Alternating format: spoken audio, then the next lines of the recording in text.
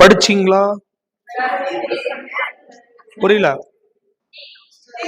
Tea குடி பார்க்கலையா அப்ப?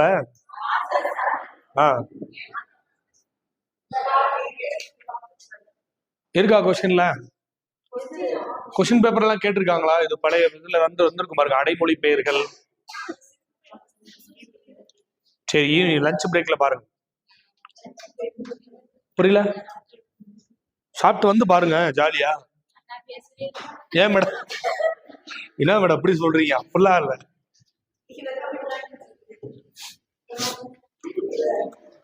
வரணுமா? யாரும் மேடம் பண்ணிட்டாங்க இல்லையா? அவங்க வரணுமா?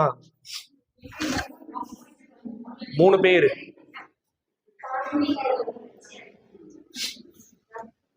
எத்தனை பேர் எழுதுறீங்க சிறப்பு? அந்த பேரு அழைத்தவர் அழைக்கப்பட்டவர் பேரு மொத்தம் 20.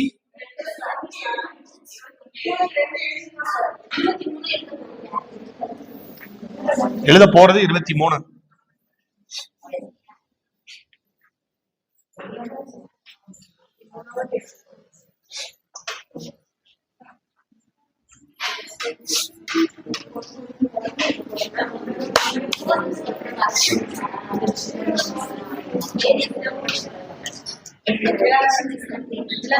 வந்தாச்சா?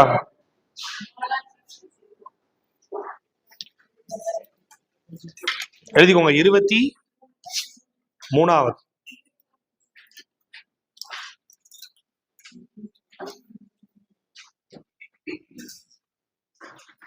அந்த இசை பேரரசின் மேல எழுதணும்ல, அதுல வந்து எம்.எஸ். சுப்புலட்சுமிய நேரு அப்படி சொன்னாருன்னு சொல்லி, அந்த இசை எம்.எஸ். சுப்புலட்சுமி பேருக்கு கீழே ராமன் மகசேசே விருதினை பெற்ற முதல் இசை கலைஞர்னு போடுங்க. உங்க புக்ல வேர்டு இருக்கு, கண்டிப்பா கொஸ்டின் கேப்பா. ராமன் மகசேசே. எம்.எஸ். சுப்புலட்சுமி எங்க இருக்காங்க? 17வது பாருங்க. அதுல எம்.எஸ். சுப்புலட்சுமின்னு இருக்காங்களா? ராமன் மகசேசே. ராமன் மகசேசே விருதினை பெற்ற முதல் இசைக்கலைஞர். ஏன்னா புக்ல அது கொடுத்துருக்கனால கொஸ்டின்ல வரும். ராமன் மகசேசே விருதினை பெற்ற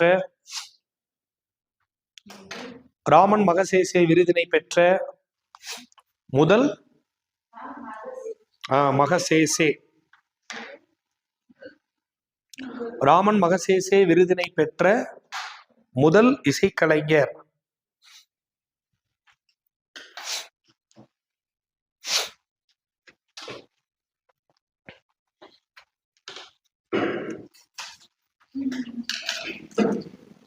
அடுத்த பேர் வாங்க.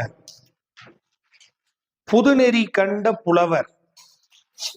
அழைக்கப்பட்டவர் யாரு? அழைத்தவர் யாரு?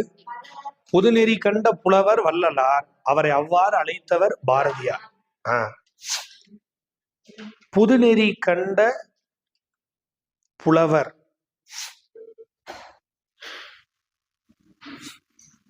புதுநெறி கண்ட புலவர் என்று அழைக்கப்பட்டவர் வள்ளலார். வள்ளலாரை அவ்வாறு அழைத்தவர் பாரதியார்.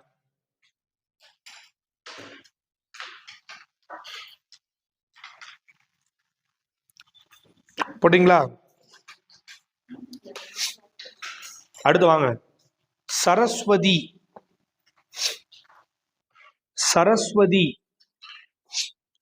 சரஸ்வதி என்று அழைக்கப்பட்ட மூலிகை எது தெரியுமா? வல்லாரைக்கீரை. சரஸ்வதி அதான் அடைமொழி பேரு. இப்படி அழைக்கப்பட்டது எதுன்னு கேட்டா வல்லாரைக்கீரை. அதை அவ்வாறு அழைத்தவர்கள் சித்தர்கள். சரஸ்வதின்னு போடுங்க, அங்க வல்லாரைக்கீரைன்னு போடுங்க, அடுத்து சித்தர்கள்னு போடுங்க.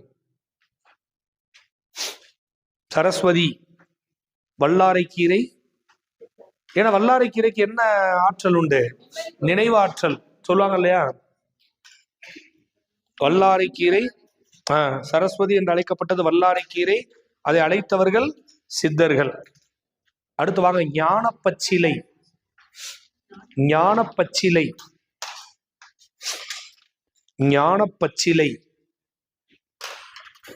ஞானப்பச்சிலை என்று அழைக்கப்பட்ட மூலிகை தூதுவளை. அதை அவ்வாறு அழைத்தவர் வள்ளலார்.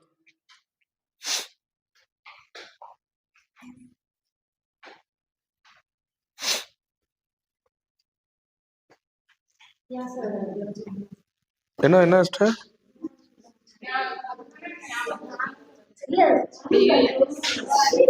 அதாவது ஞான பச்சிலை என்பது தூதுவளை. தூதுவளை. தூதுவளையை அவ்வாறு அழைத்தவர் வள்ளலார்.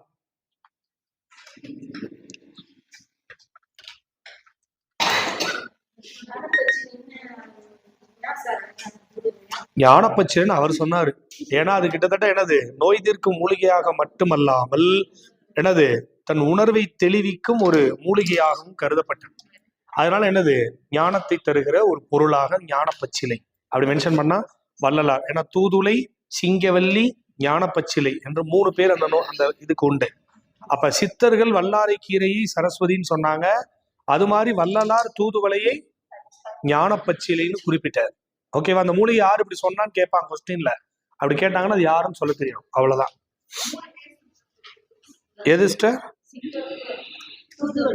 தூதுவளைக்கு தூதுளை, சிங்கவல்லி, ஞானப்பச்சிலை உங்களுக்கு வேணும்னா இங்க பாருங்க. வேணா அதுவும் முக்கியம்தான். ஏன்னா நோய் தீர்க்கும் மூலிகைன்னு புக்ல பாடமே இருக்கு. இங்க பாருங்க, வேணும்னா நீங்க என்ன பண்ணிக்கோங்க, சிம்பிளா நோட் பண்ணி வச்சுக்கோங்க. இங்க பின்னாடி அந்த இடத்துல எழுதக்கூடாது. தூதுளை,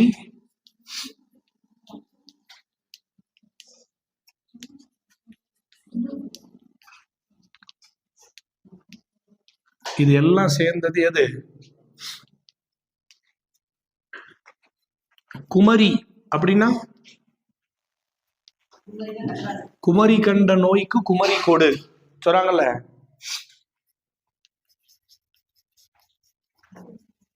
கரிசாலை, கையாந்தகரை, பிருங்கராசம்,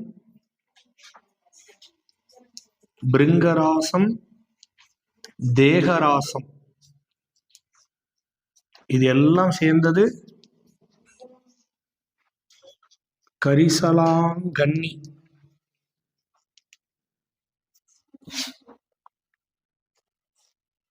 எங்க கேப் இருக்க இடத்துல எழுதி வைங்க. ஏன்னா படிக்கிறப்ப இங்க நினைவு வச்சுக்கோங்க. இங்க எழுதுனீங்கன்னா எப்படி 3 பிரிச்சிருக்கமே. சரி, உங்களுக்கு எப்படி விருப்பமோ எழுதிக்கோங்க.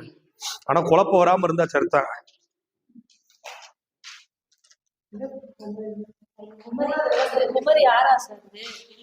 குமரி ஆறா? குமரின்ற பேரு கற்றாழைய குறிக்கும். ஏன்னா பெண்களுடைய நோய்க்கு அது மருந்தாக கருதப்படும். கரிசாலை, கையாந்தகரை, பிருங்கராசம், தேகராசம். நீங்க பிருங்கராசம் கேள்விப்படுது இல்லையா? அந்த விளம்பரம் வரும்போது பிருங்கராஜ், ஆம்லா, பிருங்கராஜ் அப்படி விளம்பரத்துல சொல்லுவாங்க பாருங்க. என்ன மேடம்? அப்படியா?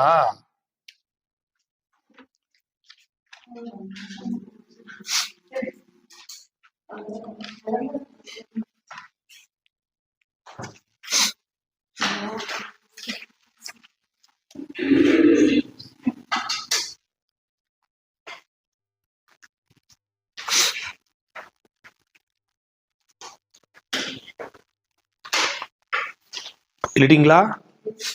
அடுத்த போலாமா? அடுத்து எத்தனை? 20. இப்ப எழுத போறது 6. புரட்சி கவிஞர். புரட்சி கவிஞர் கமா பாவேந்தர், 2 பேரு. புரட்சி கவிஞர் கமா பாவேந்தர். யாரு? இங்க பாருங்க, புரட்சி கவிஞர் என்றும் பாவேந்தர் என்றும் பாரதிதாசனை அழைத்தவர் பெரியார். புரியுது இல்லையா? புரட்சி கவிஞர் என்றும் பாவேந்தர் என்றும் பாரதிதாசனை அழைத்தவர் பெரியார்.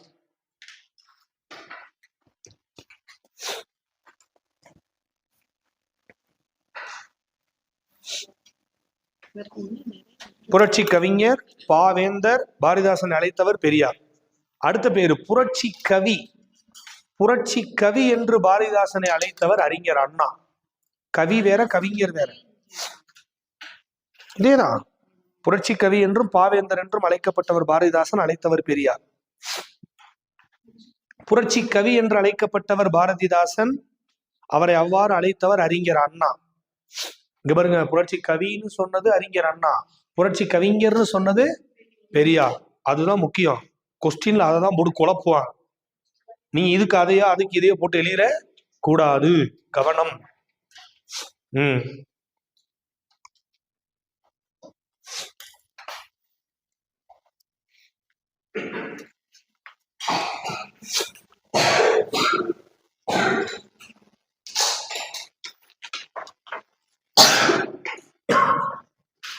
மொத்தம் எத்தனை பேர் இருக்கு? 27 பேர். அப்படியே ஞாபகம் வச்சுக்கோ. அவ்வளவுதான். கொஸ்டின் பேப்பர்ல நான் உங்களை பார்க்க சொன்னேன். வேற ஏதாவது இருக்கான்னு பாருங்கன்னு சொன்னேன். நீங்க பார்க்கல, பரவாயில்ல, லஞ்ச் பிரேக்ல பாருங்க. சாப்பிட்டு வந்துட்டு நம்ம நடத்தினதுல விட எக்ஸ்ட்ரா வேற எது பெயர்கள் கொடுத்துருக்காங்களான்னு பார்த்து சொல்லுங்க.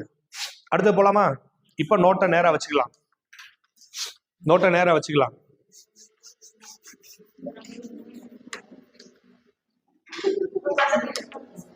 என்ன சிஸ்டர்? விட்டுருங்க. ஏன் நம்மளே ஏதாவது மறந்து போனோம்னு எழுதிக்கலாம். நீங்க பக்கம் போதெல்லாம் வருத்தப்படாதீங்க, விட்டுருங்க. அதனால என்ன இருக்கு? அவ்வளவுதான். கீழே என்ன ஒரு அரை பக்கம் இருக்குமா மிச்சம்? போயிட்டு போகுது இருக்கு. நம்மளே இப்ப எழுதனா எழுதுவோம். இப்ப மறந்து இருந்து போயிட்டேன்னா திரும்ப நான் சொல்றப்ப அங்க எழுதி வச்சுக்கலாம். இப்ப நோட்டை நேரா திருப்பிக்கோங்க. ஹெட்டிங் போடணும், நீதி நூல்கள். கம்பல்சரி ஆசிரியருடைய பேரு நூல் பேரு வச்சு கொஸ்டின்ஸ் கேட்கும் போது நீதி நூல்கள் இம்பார்ட்டன்ட். ஆனா எல்லா நீதி நூலுக்கும் ஆன்சர் தெரியுமா? தெரியாது. ஆனா கொஸ்டின்ல கேட்பாங்க. நான் சொல்றது புரியுதா? புரியுதா? அப்ப நீதி நூல்களுடைய பேரு தெரிஞ்சு வச்சுக்கணும். சார் நமக்கு பிரச்சனை இல்லை, 11 கீழ்கணக்கு நூல்கள் கேட்கும் போது நம்ம ஆசிரியருடைய பேரை நார்மலாவே படிச்சிருப்போம். ஏன்னா புக்கை நம்ம ரீட் பண்ணும் போதே நமக்கு தெரியும். எங்க இப்ப நான் உங்கள்கிட்ட கேட்கிறேன், நாலடியார் என்னும் நூலின் ஆசிரியர் சமண முனிவர்கள். நாலடியாரை தொகுத்தவர் புரியல. ஆசிரியர் இங்க பாருங்க, பல சமண முனிவர்கள் எழுதிய பாடலுடைய தொகுப்பு தான் நாலடியார். உங்களுக்கு தெரியும்ல? 11 கீழ்கணக்கு நூல்கள்ல ஒரே ஒரு தொகுப்பு நூல் நாலடியார் மட்டும்தான். ஏன் அப்படின்னு கேட்டா எல்லாம் சமண முனிவர்கள். அதனாலதான் சொல்லுவாங்க, நாலடியாரை முழுசா படிச்சா துறவி நிலை எழுதிடலாம். நீங்க இன்னைக்கு காலையில ஒரு புக்கை வாங்கி உட்கார்ந்து படிச்சா நாளை காலையில பெருந்துறவி ஆயிடலாம். ஒரு ஏன் அப்படின்னா அளவுக்கு அதிகமான நிலையாமை கருத்து. ஆனா அதெல்லாம் சொல்ற விஷயத்த நம்மளால ஏத்துக்க முடியாது. ஆனாலும் நம்மள நம்ப முடியாட்டி கூட அதுதான் உண்மை. இந்த உடல் பற்றோடு இருக்காதான்னு சொல்ற நாலடியார் ஒரு இடத்துல சொல்லுது, உடல் என்பது புழுவையும் நோயையும் போட்டடைத்த பையா. இந்த உடல், நீ உடல் பற்றோட இருக்காத. இந்த உடல் ஒரு மாசம் நீ குளிக்கலாம், இந்த உடலின் புலால் நாற்றம் உனக்கு புரியும் சொல்லுது. புரியுது இல்லையா? அப்ப அந்த உடல் நிலையாமை உடையது, நிலையில்லாத உடையது. ஆனா உள்ள இருக்கிற ஆன்மா இறைவனை அடைவதற்கான உண்மையான என்னது நிலையை உடையது. அப்ப உடல் பற்றோட என்ன பண்ணக்கூடாது? இருக்கக்கூடாது. செல்வம் நிலையாமை, இளமை நிலையாமை, யாக்கை நிலையாமை போன்ற நிலையாமை கருத்துக்களை பற்றி இந்த நூல் பேசுது. எது? நாலடியார். அப்ப நீதி நூல்கள்ல ரொம்ப முக்கியமான நீதி நூல் அப்படி சொன்னா ஃபர்ஸ்ட் நூல் எதுதான்? அதுக்கு முன்னாடி எந்த நூல்? நாளும் ரெண்டும் சொல்லுக்கு உறுதி, பழகு தமிழ் சொல்லருமை, நாளி ரெண்டில். அப்ப ஃபர்ஸ்ட் நூல் எந்த நூல்? திருக்குறள். யார் எழுதுனது? தெரியாது. ஆனா நம்மளா சொல்லிக்கிட்டோம். யார் அவரு? உண்மையா? தெரியலையவா? திருக்குறள் எழுதுனது யாரு? அப்படி யாரு சொன்னா? நான் சொன்னா? புக்கிலே அப்படிதான் இருக்கு. அவர் எங்க பிறந்தாரு? மயிலாப்பூர்ல பிறந்தார். ஒய்ஃப் யாரு? இப்ப இதெல்லாம் யாரு சொன்னா? சும்மா கதை. என்ன மேடம்? புரியல. இல்ல, அவரை பத்தி எதுவுமே தெரியாது. அவர் யாருன்னே தெரியாது. இருக்காரு. ஆனா இருந்திருக்காரு, அவர் எழுதியிருக்கிறாரு, அதெல்லாம் உண்மைதான். ஆனா உண்மையிலே மயிலாப்பூர்ல பிறந்தாரா? சில பேர் கூட என்கிட்ட கேட்பா வகுப்புல கூட, ஐயா எப்படி மயிலாப்பூர்ல பிறந்தாரு சொன்னாங்க. என் வண்ணாரப்பேட்டையில பிறந்திடக்கூடாது, சைதாப்பேட்டையில பிறந்திடக்கூடாது, காசிமேட்ல பிறந்திடக்கூடாது. ஏன்னா மயிலாப்பூர் பிராமணர்கள் அதிகமாக இருக்கிற பகுதி. அப்ப பிராமணராக அவரை ஆக்குவதற்கான ஒரு முயற்சி. நீங்க ஆரம்பத்துல வள்ளுவர் பாருங்க, பெரிய பட்டையா போட்டிருப்பார், பெரிய பொட்டு வச்சிருப்பார், அதுங்களா ருத்ராட்ச போட்டிருப்பார். இப்ப அதெல்லாம் மாத்தி தான் வேணுகோபால் சர்மா வரைஞ்சார் இந்த படம். இப்ப நம்ம வச்சிருக்க திருவள்ளுவருடைய படம் வேணுகோபால் சர்மா வரைஞ்ச படம். அதான் தமிழக அரசும் தமிழக மக்களும் ஏற்றுக்கொண்டாங்க. அதுக்கப்புறம் இன்னைக்கு நம்ம அந்த ஒயிட் கலர்ல அங்கி போட்டு ஒரு போட்டோ. இப்ப அதவே மாத்தி இப்ப என்ன கருப்பு கலர் போட்டு திராவிட வள்ளுவர், காவி உடை தெரித்த RSS வள்ளுவர். இப்ப இந்த இடத்துல பாத்தீங்களா என்னென்ன ஆச்சுன்னு. அது மாதிரி ஏன்னா தனக்கு எந்த மொழி இனம் மதம் சார்ந்த எந்த விஷயமும் தனக்கு பூசக்கூடாது அப்படின்னு சொன்னது. அப்ப நமக்கு ரொம்ப முக்கியம் திருக்குறளினுடைய காலம் வச்சு கண்டிப்பா கொஸ்டின் கேட்பாங்க. கிமு 31. ஏன் கிமு 31 சொல்றாங்க? எப்பயுமே கொடுக்கப்பட்ட வருஷத்தோட 31 கூட்டுனா திருவள்ளுவர் ஆண்டு கிடைச்சிடும். இப்ப சொல்லுங்க 2024 இதுக்கு நான் திருவள்ளுவர் ஆண்டு கண்டுபிடிக்கணும் அப்படின்னு நினைச்சா பிளஸ் என்ன பண்ணணும்? 31 கூட்டணும். அப்ப எவ்வளவு வரும்?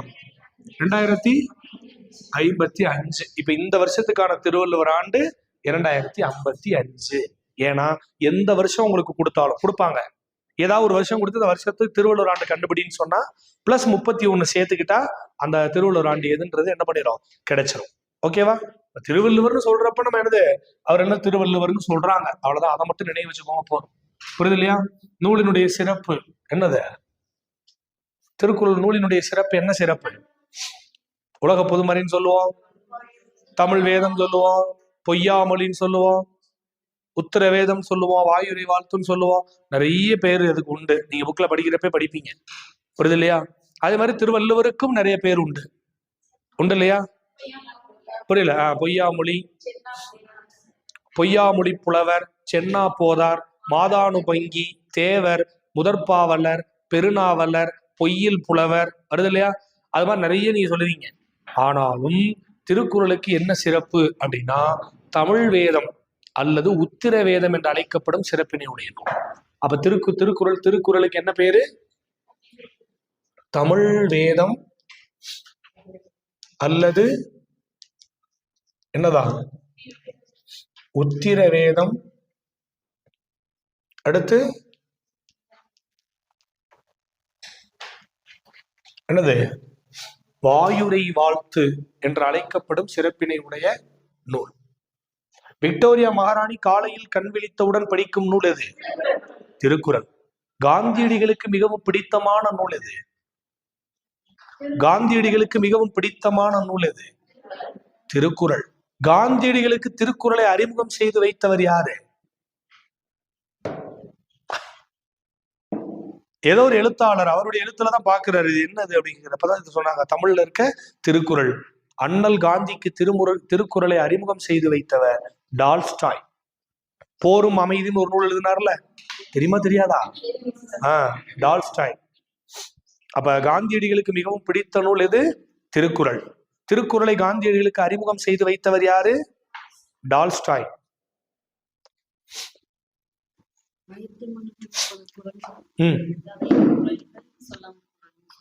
எது மேடம்? ஆமா, குறட்பாக்கள் தான் சொல்லுவோம். ஓ, நூல்ல சொல்றீங்களா? அது ஒருமையில சொல்றாங்க, தனிப்பட்டு குறள் இருக்கிறனால. அவங்க நூலுக்கு பேர் வச்சது அப்படி வச்சிருக்காங்க. அது அவரு வச்சவருக்கு தான் தெரியாது. நமக்கு பாக்கள் சொல்லும் போது குறட்கள், குறள்கள், குறட்பாக்கள் தான் சொல்லுவோம். என்ன மேடம்? காந்தியடிகளுக்கு மிகவும் பிடித்த நூல் திருக்குறள். காந்தியடிகளுக்கு அண்ணல் காந்திக்கு திருக்குறளை அறிமுகம் செய்து வைத்தவர் டால்ஸ்டாய். டால்ஸ்டாய். இந்த டால்ஸ்டாய் எழுதின நூல் போரும் அமைதியும் புக்ல படிச்சிருப்பீங்க. ஆமா தானே? டால்ஸ்டாய். டால்ஸ்டாய்க்கு மிகவும் பிடிச்ச குறள் என்ன தெரியுமா? இன்னா செய்தாரை உறுத்தல் அவர்னான நன்னயம். காந்தியடி முதல் இந்த குறளை பார்த்தது அங்கதான். இந்த குறளை தான் பார்த்தாரு. இன்னா செய்தாரை உறுத்தல் அவர்னான நன்னயம் செய்து விடல். அப்படின்னா என்ன அர்த்தம்? உனக்கு இன்னாதது செஞ்சார ஒருத்தவரை கூட நீ தண்டிக்கிறது எப்படின்னு கேட்டா அவர் நாணும்படியாக ஒரு நன்மையை செஞ்சிரு. சரி, நான் உனக்கு கேட்கிறேன், அவர் நாணும்படியா நன்மையை செஞ்சுட்டு அவர் புரிஞ்சுக்கிட்டாருன்னா பரவாயில்ல, இல்லைன்னா இயேசு கூட என்ன சொன்னாரா? ஒரு கன்னத்தை அறிந்தவருக்கு மறு கன்னத்துல அறிஞ்சாருன்னா திரும்பி இன்னொரு கணக்கு அப்பயே அரைஞ்சாருன்னா ஓஹோ உட்பொருள் என்னதுன்னு கேட்டா உனக்கு தீங்கு செய்தவருக்கு நன்மையை செஞ்சிரு. அதுக்கு கணத்தை காமிச்சுக்கிட்டே இருந்த அர்த்தம் இல்ல, 10 to 5 காமிச்சுக்கிட்டே அடிச்சுக்கிட்டே இருப்பாரு. உட்பொருள் வேற. ஆமா தானே? இது அடிக்கடி கேட்பான். அண்ணல் காந்திக்கு திருக்குறளை அறிமுகம் செய்து வைத்தவர் டால்ஸ்டாய். விக்டோரியா மகாராணி காலையில் கல்விழித்தவுடன் படிக்கும் நூல் திருக்குறள். படிச்சிருக்கீங்களா? புக்ல படிச்சிருக்கீங்களா? படிச்சது இல்லையா? அதே மாதிரி பாருங்க, ரஷ்யாவில் உள்ள கிரெம்லின் மாளிகையின் அணு துளைக்காத பெட்டியில் வைத்து பாதுகாக்கப்படும் நூல் திருக்குறள். ரஷ்யாவில் இருக்க கிரெம்லின் மாளிகையில். இங்கிலாந்து நாட்டு காட்சி சாலையில் விவிலியத்தோடு வைத்து பாதுகாக்கப்படும் நூல், இங்கிலாந்து நாட்டு மியூசியத்துல பைபிளோட சேர்த்து வைத்து பாதுகாக்கப்படும் நூல் எந்த நூல்? திருக்குறள். உங்களுக்கு புரியுதா? இது எல்லாம் புக்கில் அங்கொன்று இங்கொன்றுமாக வரும். நீங்க காதுல கேட்டுக்கோங்க. புக்கில் படிக்கும்போது அதை படிச்சு நினைவு வச்சுக்கோங்க. எல்லாத்தையும் எழுதணும்னு அவசியம் இல்லை. புரியுது இல்லையா? அப்ப விக்டோரியா மகாராணி காலையில் கண்விழித்தவன் படிக்கும் நூல், ரஷ்யாவில் உள்ள கிரெம்லின் மாளிகையின் அணுதுரைக்காத பெட்டியில் வைத்து பாதுகாக்கப்படும் நூல், இங்கிலாந்து நாட்டு காட்சி சாலையில் விவிலியத்தோடு வைத்து பாதுகாக்கப்படும் நூல். அர்த்தம் புரியுதா? சரி, உங்க புக்ல சின்ன சின்ன விஷயங்கள் இருக்கும். நான் கேட்கிறேன், திருக்குறளில் உடைமை என்ற தலைப்பின் கீழ் எத்தனை அதிகாரங்கள் இடம்பெற்றுள்ளது? பொருளுடைமை, அடக்கம் உடைமை, ஒழுக்கம் உடைமை, பொறை உடைமை, நானுடைமை, இது வரிசை சொல்லிக்கிட்டே போனா எத்தனை உடைமை? திருக்குறளில் உடைமை என்ற தலைப்பின் கீழ் இடம்பெறும் அதிகாரங்களின் எண்ணிக்கை 10. ஆமாவா இல்லையா? திருக்குறளில் உடைமை என்ற தலைப்பின் கீழ் இடம்பெறும் அதிகாரங்களின் எண்ணிக்கை 10. திருக்குறளில் உடைமை என்ற தலைப்பின் கீழ் இடம்பெறும் அதிகாரங்களின் எண்ணிக்கை என்னது? 10. திருக்குறளின் கூட்டுத்தொகை எண் எத்தனை சொல்லுங்க பார்ப்போம். திருக்குறள் அதிகபட்சம் சில நம்பரை கூட்டினா ஒரு நம்பர் வருமா? அந்த ஒரு நம்பர் என்ன நம்பர்? திருக்குறள்ல முதல் அடியில எத்தனை சீர்? 4 சீர். 2வது அடியில எத்தனை சீர்? 3 சீர். 4 + 3 = 7. கரெக்டா? திருக்குறள்ல மொத்தம் 133 அதிகாரம் இருக்கா? 1 + 3 + 3 = 7. 1330 குறள் இருக்கா? 1 + 3 + 3 + 0 = 7. அப்ப திருக்குறளின் கூட்டுத்தொகை எண் எத்தனைன்னு கேட்டா 7.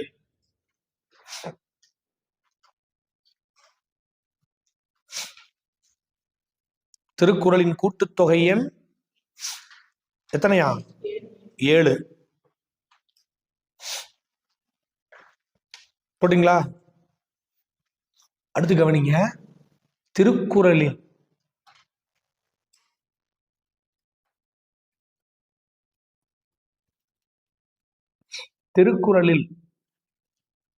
குறிப்பிடப்படும் 2 மலர்கள் அனிச்சம், குவளை. திருக்குறளில் குறிப்பிடப்படும் 2 மலர்கள் அனிச்சம், குவளை. அனிச்ச மலர், குவளை மலர். திருக்குறளில் குறிப்பிடப்படும் 2 மலர்கள்.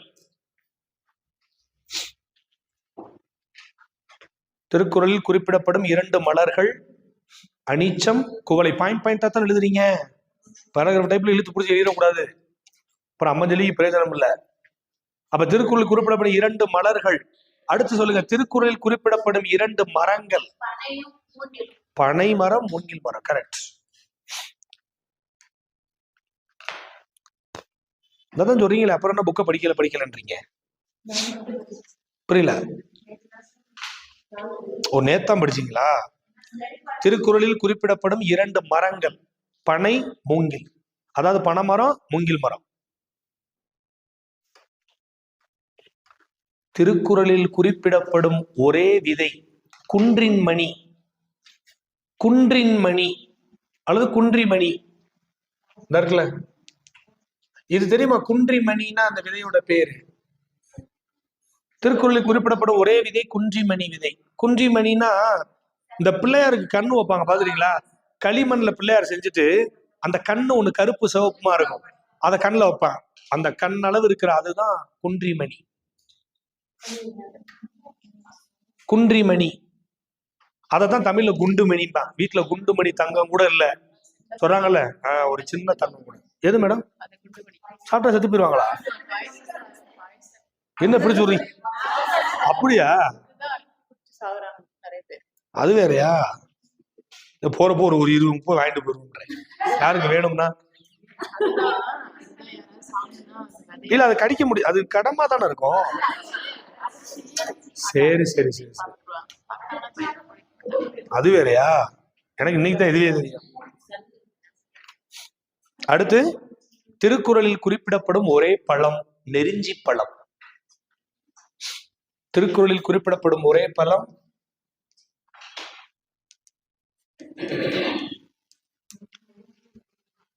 இந்த எழுதிருக்கேன் மேடம். ஆமா, அப்பப்ப நீங்க டவுட் ஆகுறீங்க. இப்ப எழுதுறேன் நான். என்னத்தையாவது சொல்லி நீங்க என்னத்தையா எழுதிக்க கூடாதுல்ல. திருக்குறளில் குறிப்பிடப்படும் ஒரே விதை குன்றிமணி விதை. திருக்குறளில் குறிப்பிடப்படும் ஒரே பழம் நெருஞ்சி பழம். நெருஞ்சி முள்ளு இருக்குல்ல மேடம், நெருஞ்சி பழம். அதுல வர பழம் இருக்குல்ல, அது. அந்த ஆளு குறிப்பிடுறாப்புல அப்படி, அதனால அதை கேட்கிறாங்க, இல்லைன்னா கேட்க மாட்டான்.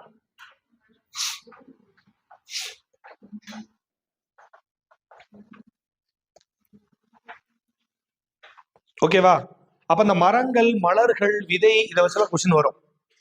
என்ன அப்படின்னு 4 ஆப்ஷன் கொடுத்து என்ன பண்ணுவாங்க, கொஸ்டின் கேட்பாங்க. சொல்றது புரியுது இல்லையா? புரியுது இல்லையா? சரி, சில நேரம் மரங்களுக்கு தமிழ்ல பேர் இருக்கு. அறிஞ்சொர் பொருளக்கம் படிச்சிருக்கீங்களா? அறிஞ்சொர் பொருளக்கம் படிச்சிருக்கு. வருக்கைன்னா என்ன? வருக்கை, வழுக்கல்ல, வருக்கை.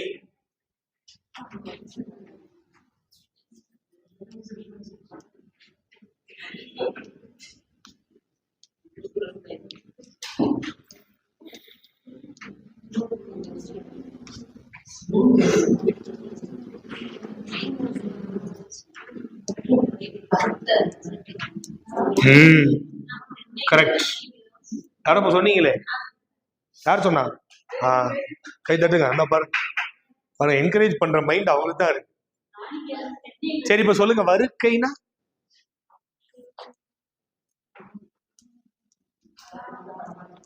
மறக்கவே கூடாது. பலாப்பழம், வருக்கை சொல்லுவாங்களா? யார் சொல்லுவா? அப்படியா? இரும்போந்து, இங்க பாருங்க, பருத்த பனை மரம். பனை மரம் தமிழகத்தினுடைய மரமா? தமிழகத்தின் கற்பக தரு. நீங்க இன்னைக்கும் கற்பக தரு என்று அழைக்கப்படுவது. கற்பக தருன்னா தெரியும்ல? இருக்கும். தான் நினைச்சதை அது நிறைவேற்றி கொடுக்கும் புராண கதைகள்ல. அப்ப கற்பக தரு என அழைக்கப்படும் மரம் கற்பக தரு. அப்ப கற்பக தரு என அழைக்கப்படும் மரம் பனை மரம். ஓகேவா? தமிழகத்தின் மரம் என்ன மரம் தான்? பனை மரம். நாளிகேரம், கரெக்ட், தென்னை மரம். இங்க பாருங்க, இதெல்லாம் சும்மா நீங்க புக்ல இருக்குன்னு நினைச்சிட கூடாது. கண்டிப்பா கொஸ்டின் கேட்பா. அறிஞ்சூர் பொருள் விளக்கத்துல வரும், சம்பந்தமே இல்லாம. ஆனா கொஸ்டின்ல கேட்டு வைப்பாங்க. சொல்றது புரியுதா? அப்ப எழுதி என்ன பண்ணிக்கணும்? எழுதி ஒரு பாக்ஸ். நம்மளும் டப்பா டப்பாவா போட்டுதான் படிக்கணும், வேற வழி இல்ல. அங்கேயும் டப்பா டப்பா கொஸ்டின் வரும்.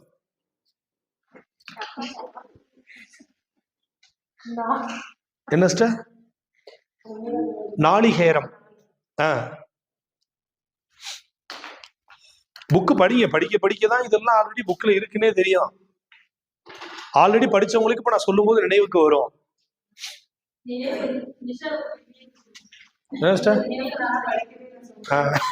அவங்க ஃபர்ஸ்ட் கிளாஸே சொல்லிட்டாங்க, இனிமேல் தான் படிக்கணும்.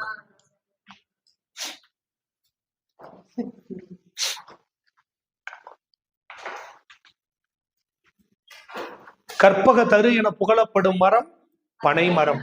இரும்போந்து என்று இலக்கியங்களில் புகழப்படும் மரம் பருத்த பனை மரம். இப்படி கேட்டா பருத்த பனை, பருத்தனா பெரிய பனை மரம். அது மாதிரி வருக்கை என்று அழைக்கப்படுவது பலாப்பழம். நாளிகேரம் என்று புகழப்படுவது தென்னை மரம். ஓகேவா? நான் முக்கியம்ன்றனால சொல்றேன், நீங்க எழுதிட்டு அதை பாக்ஸ் போட்டுக்கோங்க. நான் சொல்றேன்ல, நோட்ல எழுதுன எந்த பாயிண்ட்டும் வேஸ்ட் கிடையாது. திரும்ப திரும்ப திரும்ப திரும்ப டைம் கிடைக்கிறப்ப வாசிச்சுக்கணும். எக்ஸாம் முடிகிற வரைக்கும், எக்ஸாமுக்கு போற வரைக்கும். நான் சொல்றது புரியுதா? அப்ப திருக்குறளுக்கு இவ்வளவு சிறப்பு இருக்கு, நிறைய இருக்கு, புக்ல நிறைய இருக்கு, இன்னும் நிறைய.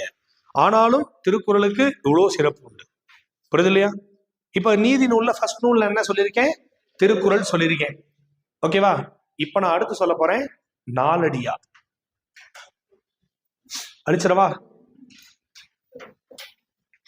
சைடு ஹெட்டிங் கூட போட்டு எழுதுங்க, சைடுல நாலடியார் போட்டு கூட எழுதுங்க. நாலடியாரின் ஆசிரியர் யாரு? சமண முனிவர்கள்.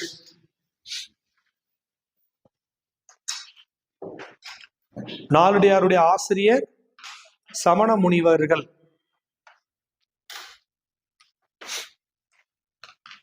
சமண முனிவர்கள்.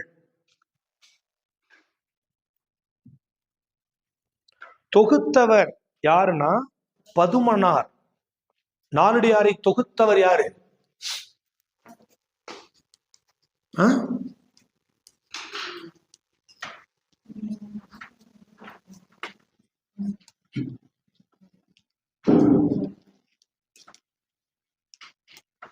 இங்க பாருங்க, எழுதுனது பல சமண முனிவர்கள் சேர்ந்து எழுதுனாங்க. அதை தொகுத்தது யாரு? பதுமனார். சரி, இந்த வாழ்க்கையில் நம்ம எதை நோக்கி போறோம்? எதை நோக்கிய பயணம் இந்த பயணம்? எதை நோக்கி போய்கிட்டு இருக்கோம்? புரியல? இலக்கை நோக்கி போறோமா? சரி, ஓகே. வேற? இறப்பை நோக்கி போறோம். உண்மைதான். நம்ம எல்லாரும் என்ன நினைக்கிறோம்? எதுக்கு வாழ்றோம்? எதை நோக்கி நம்ம போய்கிட்டு இருக்கோம்? இறப்பை நோக்கி போறோம். எதுக்கான பயணம்? மரணத்திற்கான பயணம்.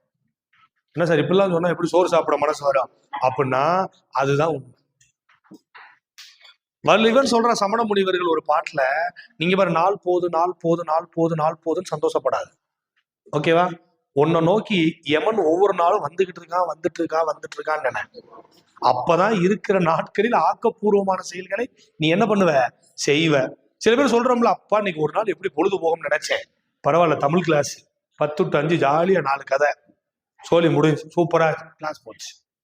சரி, வெளியே சொன்னா பரவா, நீங்க எப்படி பொழுது போன நினைச்ச? ஃப்ரெண்டு வந்தா, படத்துக்கு போனோம், வெளியே போனோம், அங்க சுத்தணும் இங்க சுத்தணும், முடிஞ்சு. நீ இன்னைக்கு ஒரு நாள் போச்சேன்னு சந்தோஷப்படாத. இந்த உலகத்தில் நீ வாழ போகிற ஒரு நாளை இழந்திருக்கேன்னு வருத்தப்படு. அர்த்தம் புரியுதா? அர்த்தம் புரியுதா?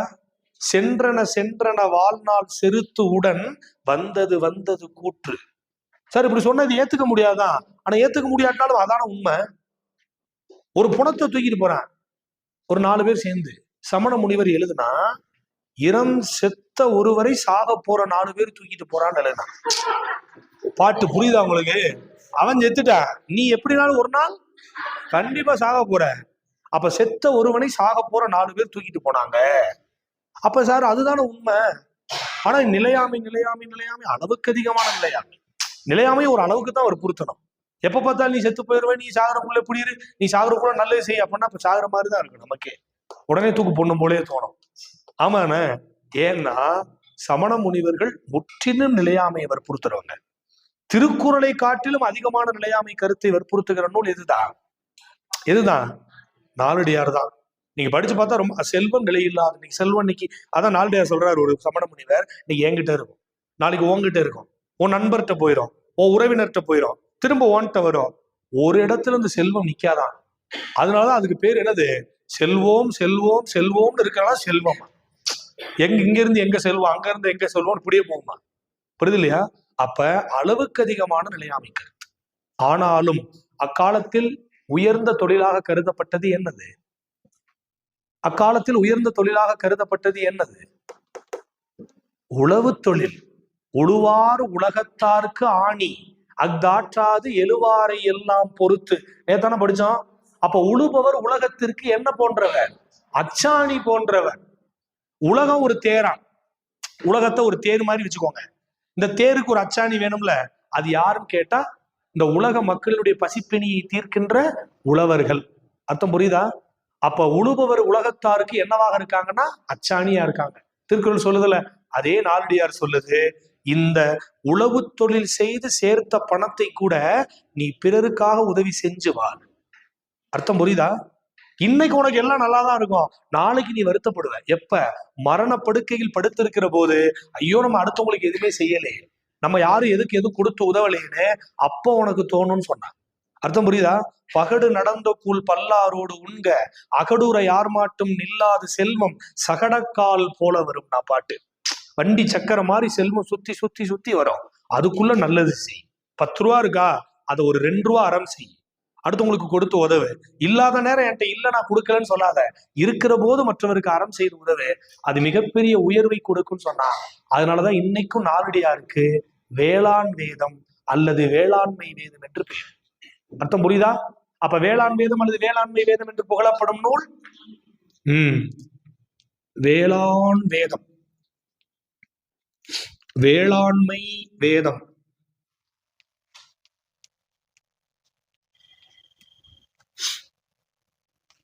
குட்டி திருக்குறள், திருக்குறள் விளக்கம் கண்டிப்பா படிச்சிடணும். திருக்குறளுக்கு எத்தனை பேர், நாலடியாருக்கு எத்தனை பேரு? வேளாண் வேதம், வேளாண்மை வேதம், குட்டி திருக்குறள், திருக்குறள் விளக்கம்.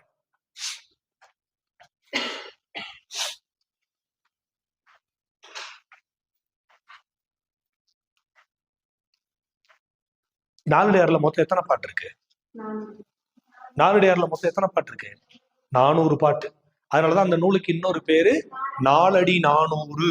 இங்க எழுதுறேன், நாலடி 400. ஏன் நாலடி 400ன்னு சொன்னாங்க? 400 பாடல்களை கொண்டதால.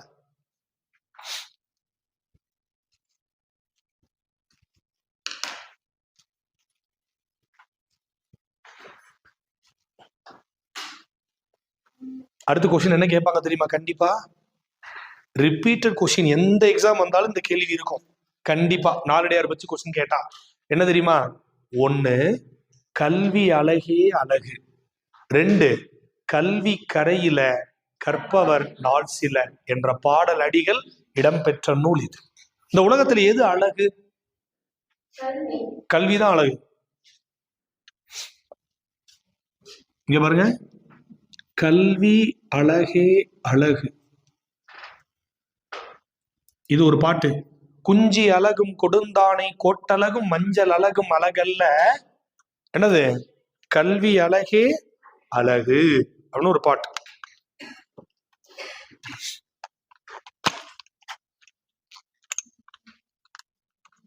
இன்னொன்னு, கல்வி கரையில கற்பவர் நாள் சில.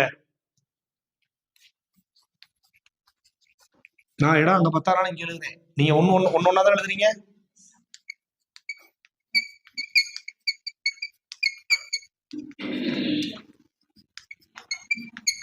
அப்ப இந்த உலகத்துல இருக்கிற நாட்கள் நம்ம எல்லாமே தெரிஞ்சுக்கிறது கிடையவே கிடையாது. கல்விக்கு கரையே கிடையாது, நாம கத்துக்கிறது சில நாட்கள் மட்டும்தான். கல்வி கரையில கற்பவர் நாள் சில என்ற பாடல் அடிகள் இடம்பெறும் நூல் எது? நாலடியார். கண்டிப்பா கொஸ்டின் வரும். கல்வி அழகே அழகு என்ற பாட்டு, அதே மாதிரி என்னது? கல்வி கரையில கற்பவர் நாள் சில என்ற பாடல் இடம்பெறும் நூல் எதுன்னு கேட்டா நாலடியார்.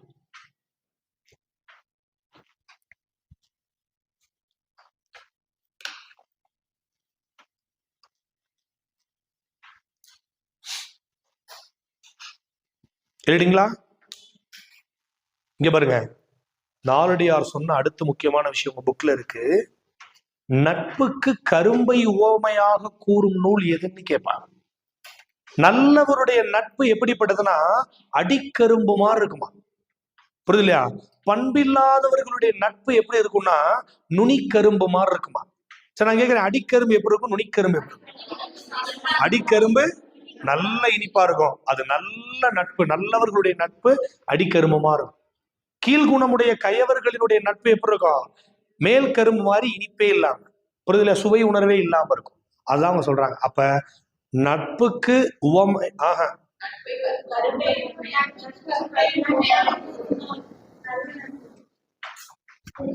ஃபர்ஸ்ட் என்ன சொன்னேன்?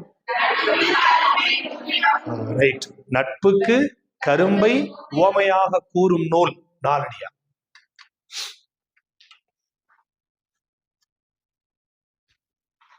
நட்புக்கு கரும்பை உவமையாக கூறும் நூல்.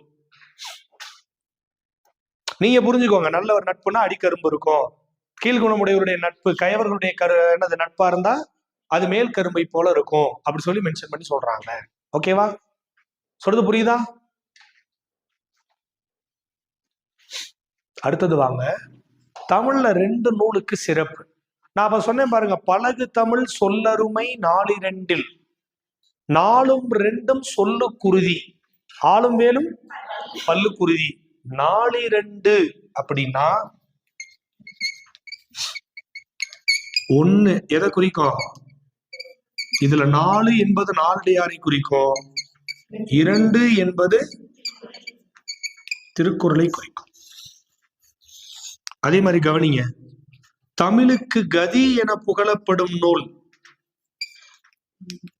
தமிழுக்கு கதி என புகழப்படும் நூல் 1 கம்பராமாயணம், இன்னொன்னு திருக்குறள். ஒருவேளை இதை கொடுத்து கேட்டாங்கன்னா சொல்ல தெரியணும். அப்படி ஒரு பாக்ஸ் கீழே போடுக்கோங்க. 4 நாலடியார் திருக்குறளை குறிக்கும். தமிழுக்கு கதி அப்படின்னா காக்கு கம்பராமாயணம், தீக்கு திருக்குறள்.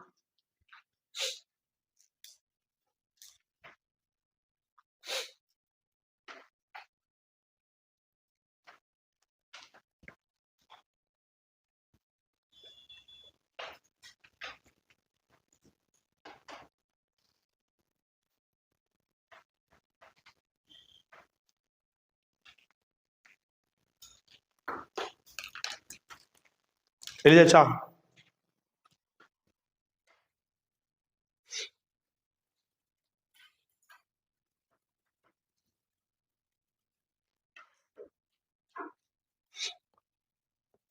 அழிச்சிடவா? எத்தனை நூல் பார்த்துருக்கோம் நீதி நூல்ல? 2 நூல்.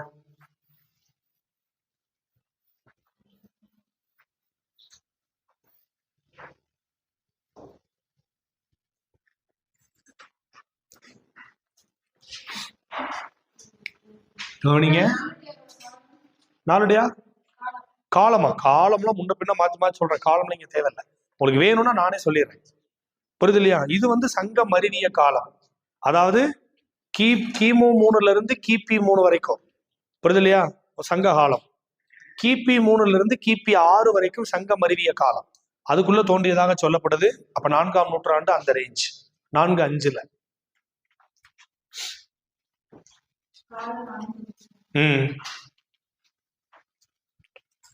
அடுத்த நூல் கவனிங்க, நூல் பேர் ஆசிரியர் பேர் தெரிஞ்சுக்கிட்டா போதும். கவனிங்க, வெற்றி வேர்க்கை. ஆசிரியர் பேர் என்னது? அதிவீரராம பாண்டியர். மறக்கவே கூடாது. வெற்றி வேர்க்கை என்னும் நூலின் மற்றொரு பெயர், இது அடிக்கடி கேட்பான், என்னது? நருந்தொகை. சரி, நான் உங்களை கேட்கிற, தமிழ்ல நெடுந்தொகை என்று அழைக்கப்படும் நூல் எது?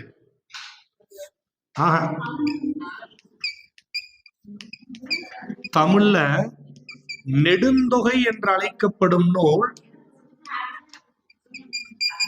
என்னது? அகநானூறு. அது மாதிரி தமிழ்ல நருந்தொகை என்று அழைக்கப்படும் நூல் வெற்றி வேர்க்கை. அப்ப நெடுந்தொகைனா அகநானூறு, நருந்தொகைனா வெற்றி வேர்க்கை. புரியுதா? அடுத்து வாங்க, நம்மால் ஔவையார் என்னென்ன பாடுறாங்க? ஆத்தி சூடி பாடுறாங்க. ஆத்தி சூடி இச்சு வருமா வராதா? ஏன் வராது? அதான் சொன்னேனா? பாத்தீங்களா என்னென்ன சொல்றீங்க? கம்பி கட்டுற கதையா சொல்லக்கூடாது. ஆத்தி சூடி என்பது 2ஆம் வேற்றுமை தொகை சொல். அப்ப 2ஆம் வேற்றுமை விதியில் வல்லெழுத்து மிகும், 2ஆம் வேற்றுமை தொகையில் வல்லெழுத்து மிகாது. அப்ப ஒண்ணு ஆத்தி சூடி. இங்க பாருங்க, அடுத்த நூல் பேரு வாக்குண்டாம். கேள்விப்பட்டிருக்கீங்களா? பேப்பர் 1, டெட்டுக்கு பேப்பர் 1. சொல்லுங்க பாப்போம். வாக்குண்டாம் என்று அழைக்கப்படும் நூல், மறக்கவே கூடாது, மூதுரை. மூதுரைன்னு ஒரு நூல் இருக்கா? இருக்கா இல்லையா? அந்த மூதுரை என்ற நூலோட ஃபர்ஸ்ட் கடவுள் வாழ்த்து பாட்டு வாக்குண்டாம் நல்ல மனமுண்டாம் வாமனராய் நோக்குண்டாம் என்று பாட்டு தொடங்குது. அந்த வரி இந்த நூலுக்கு பேராக வச்சுக்கிட்டாங்க. அர்த்தம் புரியுதா? அப்ப எக்ஸாம்பிள் இதுவே கொஸ்டின். வாக்குண்டாம் என்று அழைக்கப்படும் நூல் எதுன்னு கேட்டா மூதுரை. அடுத்து ஔவையார் வேற என்ன எழுதிச்சு? என்ன எழுதிச்சு? புரியல. கரெக்ட் தான் சொல்லுங்க. நல்வழி. வேற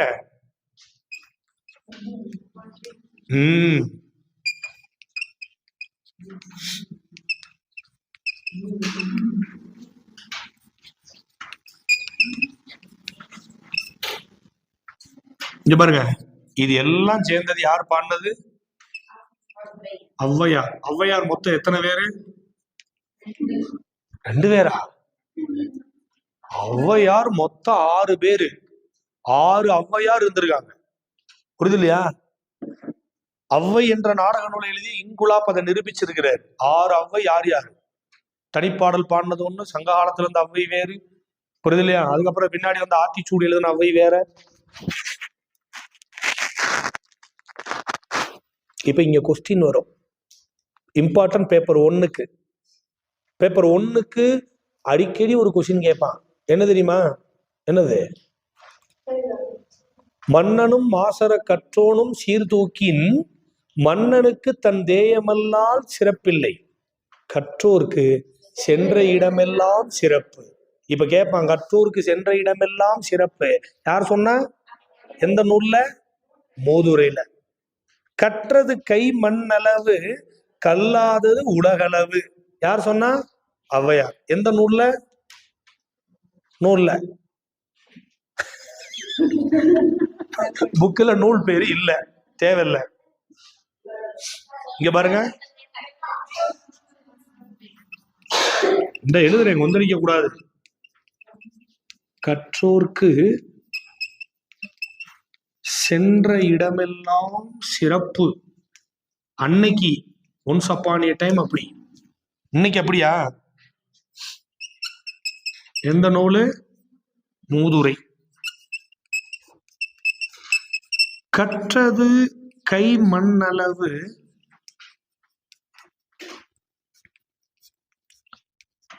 கல்லாதது உலகளவு. இது ஔவையார். நூல் பேர் இல்ல, புக்ல இல்லைன்னா கேட்க மாட்டாங்க. அதனால நூல் பேர் மென்ஷன் பண்ண தேவையில்லை. இன்னொன்னு சொன்னாங்க, என்னது? நோய் தீர்க்கும் மூலிகை பாடம். மீதூன் விரும்பேல் தெரியுமா தெரியாதா? மீதூன் அப்படின்னா இறைச்சியா? 3 சுழி இன்னு. நான் நேரத்தே சொன்னேன், 2 சுழி இன் வந்தா இறைச்சி, 3 சுழி இன் வந்தா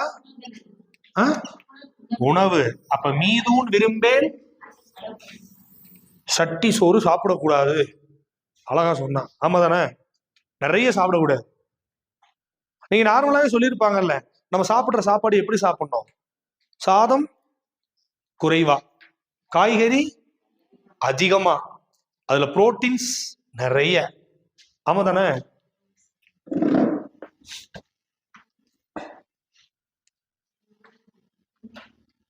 அதுதான் சொல்லுவானே, அரைப்பகுதி உணவு, 1/4 பகுதி நீரு, மிச்ச 1/4 பகுதி எம்டி ஸ்டொமக் விட்டுறோம். நார்மலா வயிறு முட்டை சாப்பிடக்கூடாது, அப்படிதானே சொல்லுவாங்க. ஆனா இரவு நேரத்துல அப்படி சாப்பிடலாம், விதிவிலக்கு. இரவு நேரத்துல கொஞ்சம் அதிகமான சாப்பாடு எடுத்துக்கலாம். அதுக்கு காரணம் மறுநாள் தானே சாப்பிட போறீங்க, அதனால. புரியுது இல்லையா? காலையில நிறைய சாப்பிடணுமாமா? நைட் அதை விட கம்மி பண்ணணும். இது எங்க யார் சொன்னா?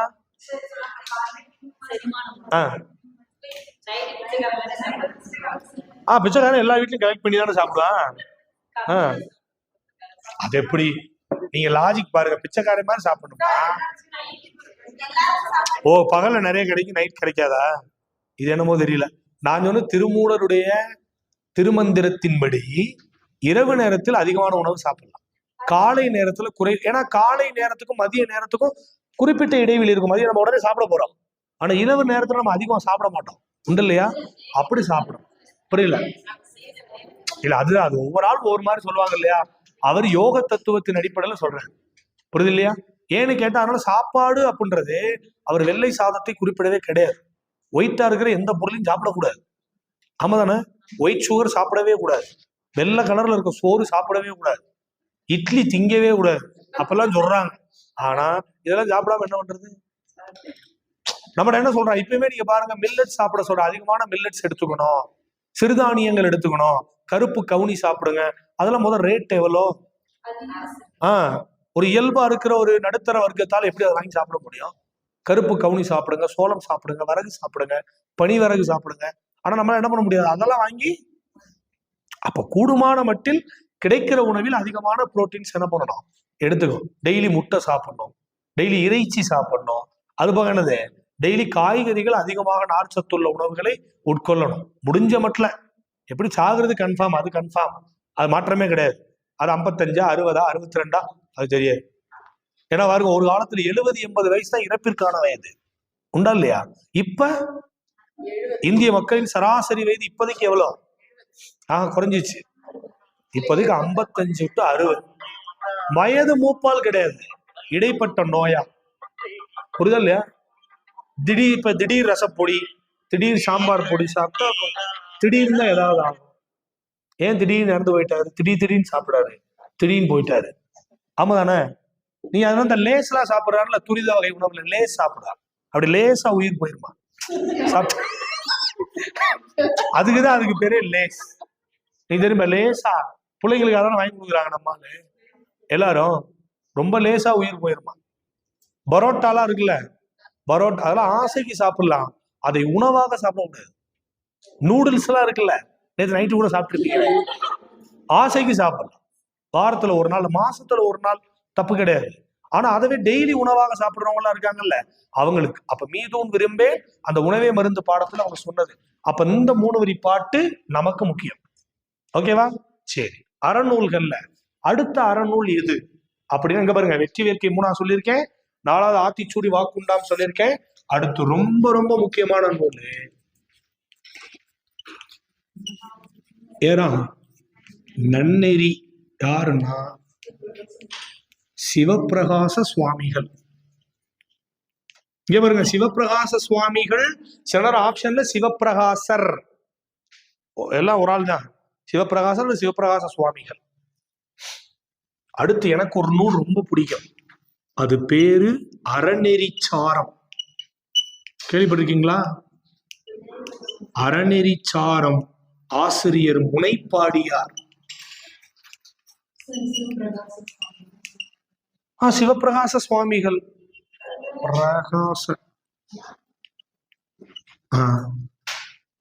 சிவப்பிரகாச சுவாமிகள், சிவப்பிரகாசர்.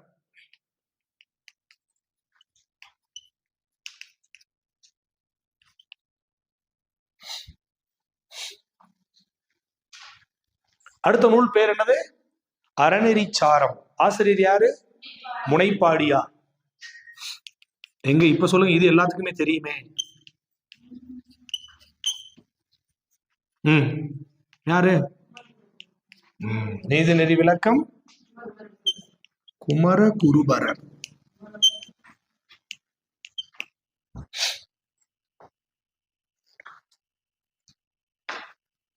புதிய ஆத்திச்சூடி யார் எழுதுனா?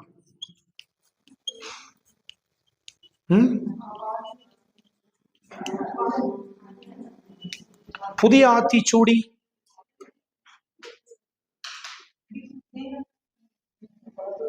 வீரமாமுனிவர் எழுதினாரா? பேப்பர் 1 நாம கேக்குற கேள்வி பேப்பர் 1க்கு தெரியணும். இப்ப பாரதியார் எழுதியிருக்காரா? எழுதினாரு. பாரதிதாசன் எழுதினாரு. பாரதியார், பாரதிதாசன்.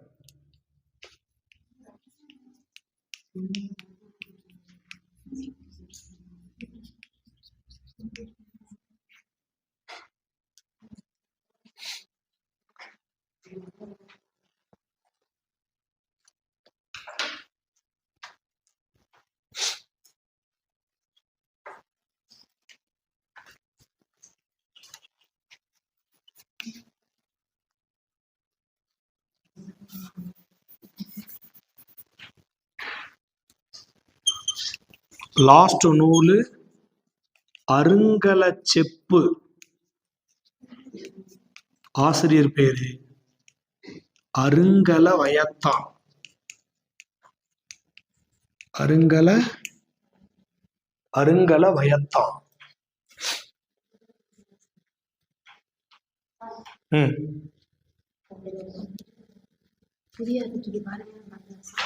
ரெண்டு பேருமே எழுதியிருக்காங்க.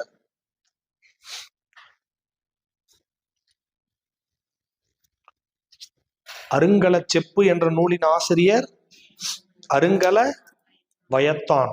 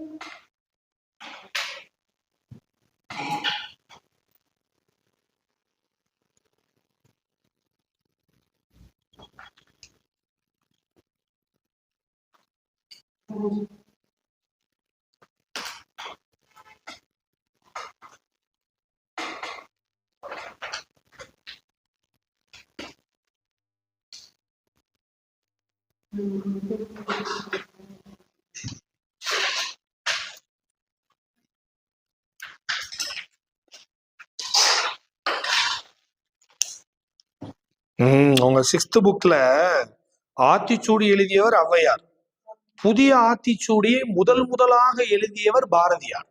அர்த்தம் புரியுதா? அப்ப என்ன அர்த்தம்? அதுக்கப்புறம் நிறைய பேர் எழுதியிருக்காங்க, ஆனா முதல்ல எழுதுனது பாரதியார். அப்ப அதை தெளிவா எழுதிக்கோங்க. புக்ல உங்க 6th புக்ல மென்ஷன் பண்ணியிருக்கிறனால ஆத்திச்சூடியின் ஆசிரியர் யாரு? பாரதியார். ஆனால் சாரி, ஆத்திச்சூடி எழுதியவர் ஔவையார், புதிய ஆத்திச்சூடியை முதலாக எழுதியவர் பாரதியார். அப்ப என்ன அர்த்தம்? அவருக்கு அப்புறம் நிறைய பேர் எழுதியிருக்காங்க.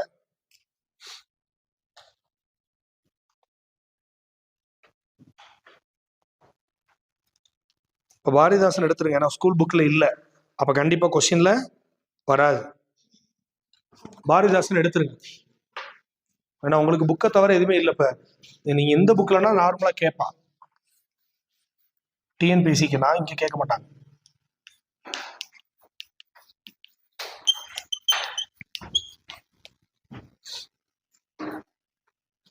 சரி, உங்க புக்ல படிச்சவங்க சொல்லுங்க, அறிவியல் ஆத்திச்சூடி எழுதியவர் நெல்லை சு முத்து. கரெக்ட். எழுதி வேணா பாக்ஸ் போடுங்க.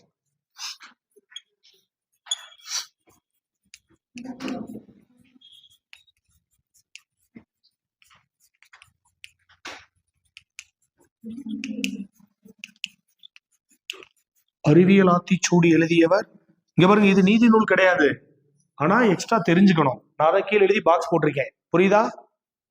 அறிவியல் ஆத்திச்சூடி எழுதியவர் நெல்லை சு முத்து. அப்ப ஆத்திச்சூடியை பாடினது ஔவையார், புதிய ஆத்திச்சூடியை பாடியவர் பாரதியார், அறிவியல் ஆத்திச்சூடியை பாடியவர் நெல்லை சு முத்து. ஓகேவா?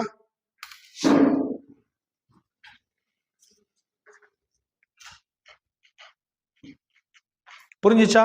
அப்ப நீதி நூல்கள் அடிப்படையில இத கொஸ்டின்ல கேட்பாங்க. இது போக நல்லா கவனிங்க, அங்கங்க சில கீழ்கணக்கு நூல்கள் இருக்கா, அதை மென்ஷன் பண்ணுவோம்ல, அதை பொறுத்துகள்ல கேட்பாங்க, மேட்ச் பண்ண சொல்லுவாங்க. நான் உன்னை எழுதி காட்டவா?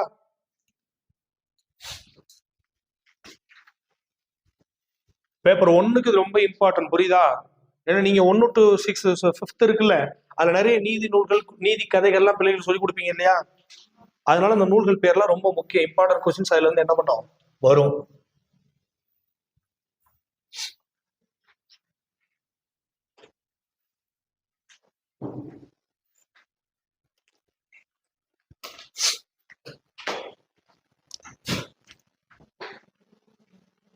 என்ன சொன்னேன், என்ன சொல்ல வந்தே பொறுத்து. இங்க பாருங்க, நூல் பேரு, ஆசிரியர் பேர். ஓகேவா?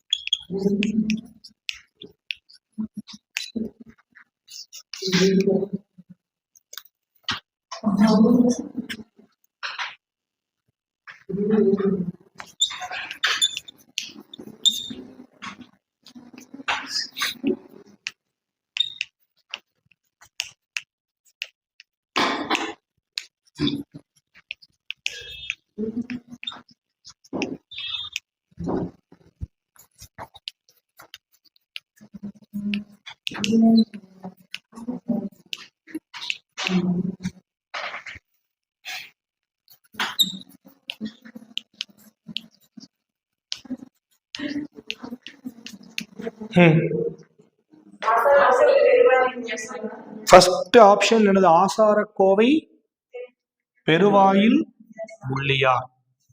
செகண்ட் ஒண்ணு இனியவை 40 பூதஞ்சேந்தனார். எப்பயுமே இந்த இனியவை 40 இன்னா 40 இனியவை 42 இருக்குல்ல, எப்பயுமே குழப்பம் வரும். இங்க பாருங்க எப்படி நீங்க நினைவு வச்சுக்கணும் அப்படின்னா,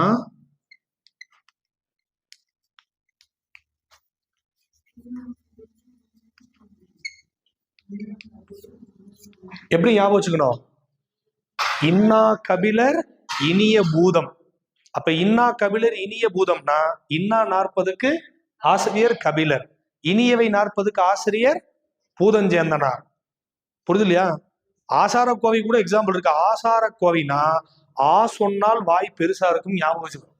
ஆ சொன்னா எப்படி இருக்கு? வாய் பெருசா இருக்கும். ஆ சொன்னா வாய் பெருசா இருக்கும்னா ஆசாரக்கோவை ஆசிரியர் பெருவாயில், வாய் பெருசா இருக்கும்ல. அப்ப ஆக்கு பெருவாய் முள்ளியா நினைவு வச்சுக்கிறதுக்கு. அப்ப என்ன சொல்லணும்? ஆசாரக்கோவை பெருவாயில் முள்ளியார். இனியவை 40க்கு இப்ப சொன்ன இனிய பூதம். அப்ப இனிய பூதம்னா ஆசிரியர் யாரு? பூதஞ்சேந்தனார். அடுத்து சொல்லுங்க. நான்மணி கடிகை விளம்பினாகனார். 4 மணி வேண்டும் என்று விளம்பினான். அது 4 மணி வேண்டும் என்று நாகன் விளம்பினான், ஞாபகம் வச்சுக்கணும். 4 மணி வேணும்னு நாகன் விளம்பினான், சொன்னான். புரியுது இல்லையா? அப்ப என்ன அர்த்தம்? விளம்பினாகனார். அடுத்து ஏலாதி கனிமேதாவியார்.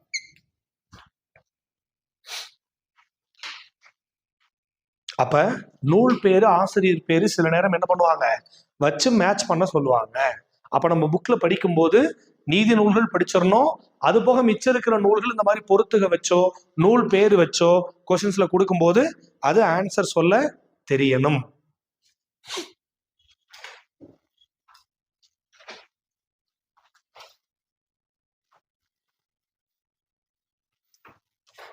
சொல்றது புரியுதா? அடுத்தது போலாமா?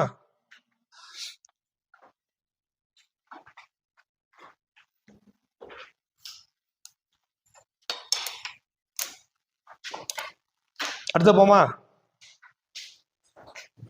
அழிச்சிடவா?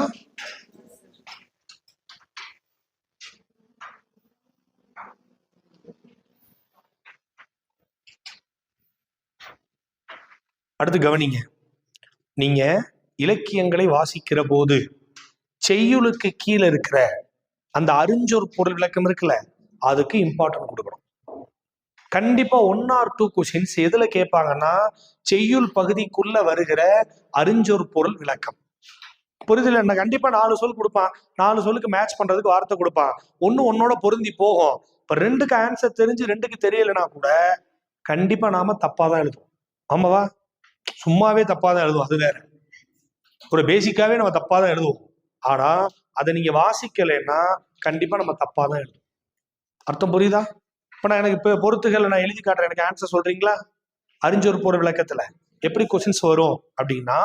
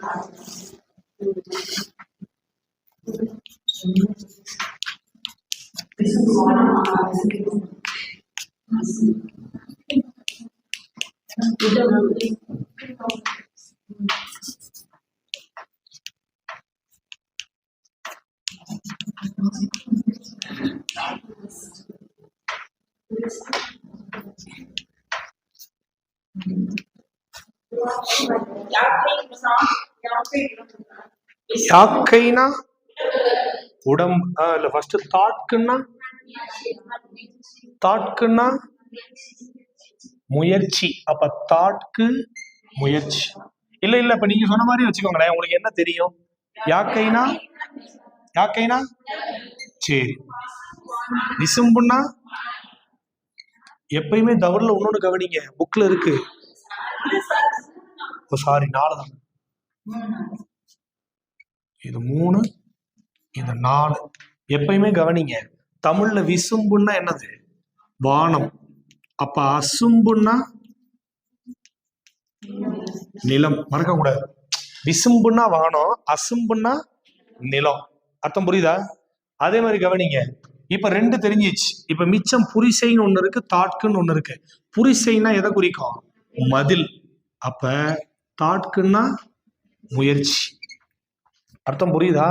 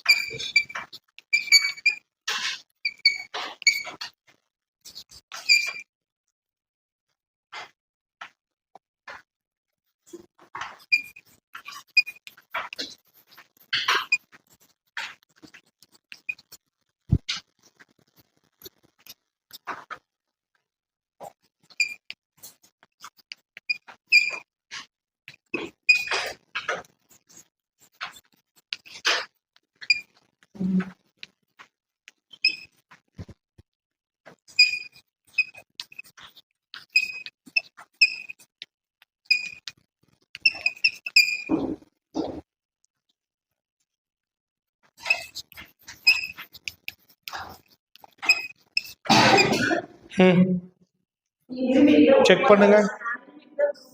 நிருமித்த உருவாக்கிய, சீர்தூக்கின் ஒப்பிட்டு ஆராய்ந்து.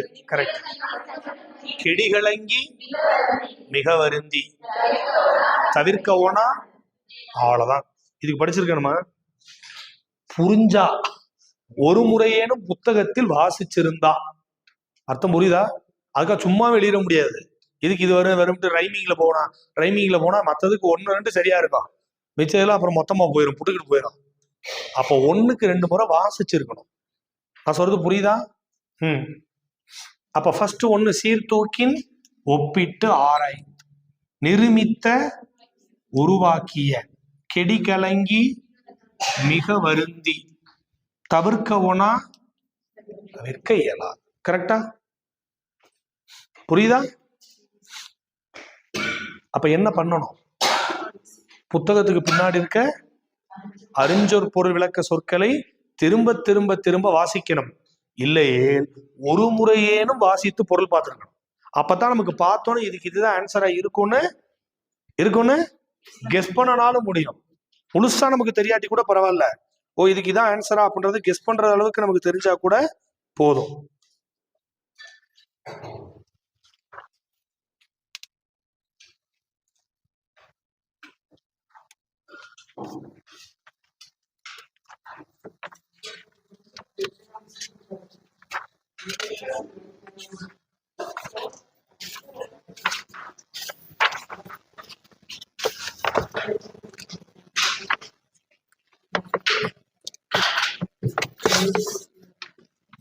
ஓகேவா? நான் சில முக்கியமான வார்த்தைகள் சொல்றேன், ரொம்ப இம்பார்ட்டன்டான வேர்டு சொல்றேன், கீழே நோட் பண்ணி வச்சுக்கிறீங்களா? புரியுது இல்லையா? அறிஞ்சொற் பொருள் விளக்கம் உங்க புக்ல எப்படி இருக்கும்னா சொல்லும் பொருளும்னு வச்சிருப்பாங்க. அப்படித்தானே இருக்கு? அறிஞ்சொற் பொருள் இருக்காது, ஏன்னா சொல்லும் பொருளும்னே போட்டுக்கணும். சொல்லும் சொல்லும் பொருளும் எழுதுங்க. 1. இங்க பாருங்க, நான் எனக்கு எக்ஸாம் பாயிண்ட் ஆஃப் வியூல எது முக்கியமோ அது எல்லாமே சொல்றேன். புக்ல வரும்போது அது எங்கெங்க வரும் நீங்களே பாத்துக்கோங்க. 1 நெகிழி. பாத்துருக்கோமா ஏற்கனவே? நே இல்ல, நே வந்தா பிளாஸ்டிக், நான் சொல்றது நெகிழி. அப்ப நெகிழி என்னவா? தீச்சுடர். எழுதிக்கோங்க. 1 நெகிழி தீச்சுடர். 2 யாக்கை உடம்பு.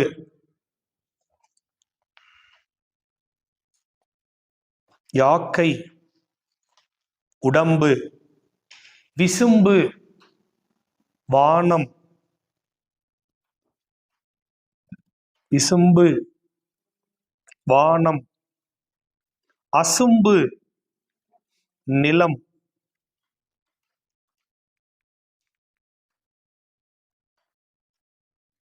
அசும்பு நிலம். மேல யாக்கை போட்டீங்க இல்லையா? கெடி கலங்கி.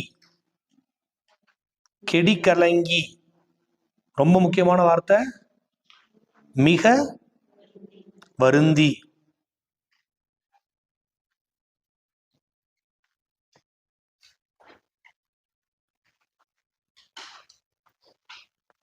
கெடி கலங்கி மிக வருந்தி. கா நெடில். கா சோலை. இளமரக்கான் ஒரு நிறைய இடத்துல இளமரங்கள் நிறைந்த சோலைன்னு அர்த்தம். புரிசை மதில். புரிசை மதில்.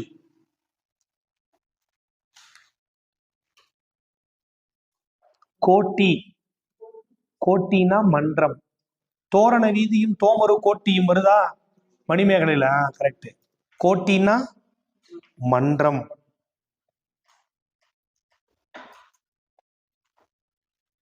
நிருமித்த உருவாக்கிய. நிருமித்த இந்தாங்க எழுதிருக்கேன்ல.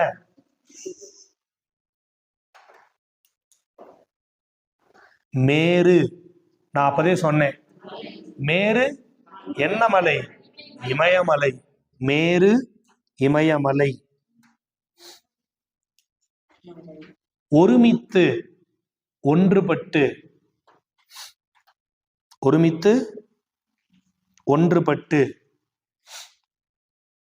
ஔடதம். ஔடதம்னா மருந்து.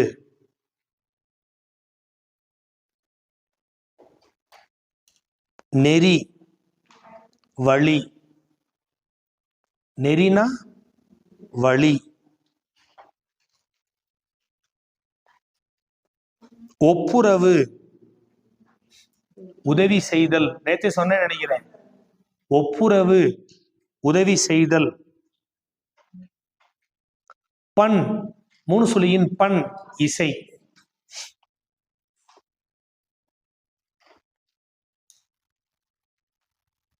சமர். சமர்னா போர். சமர்னா போர். எக்களிப்பு பெருமகிழ்ச்சி. இந்த இருக்கு பாருங்க, வார்த்தையோட பேரு எக்களிப்பு.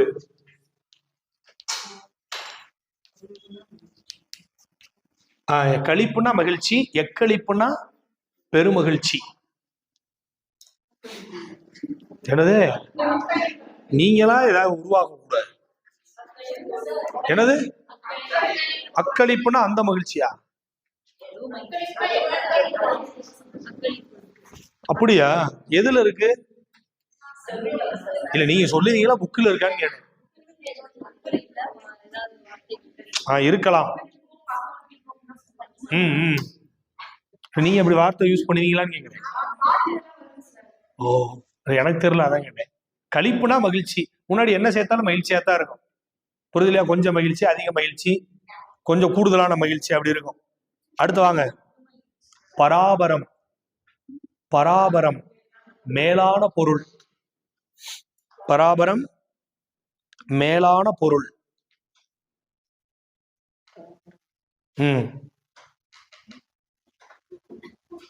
பராபரம் மேலான பொருள்.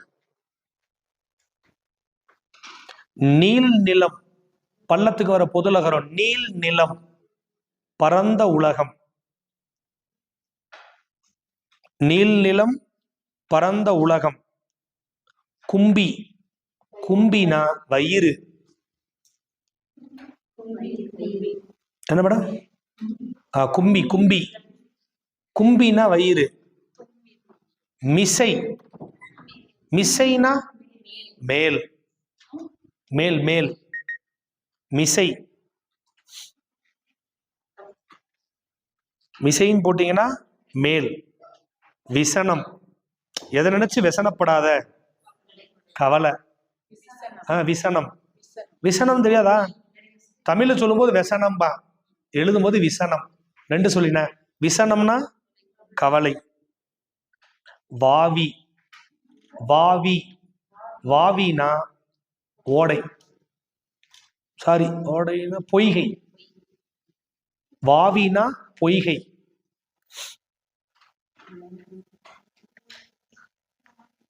வாவி.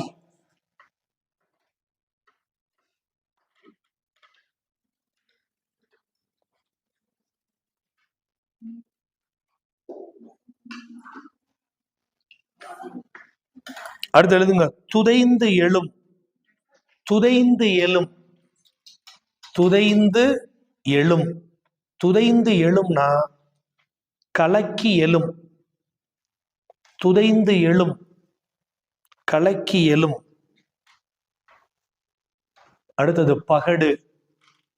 பகடு என்றால் எருமை கெடா.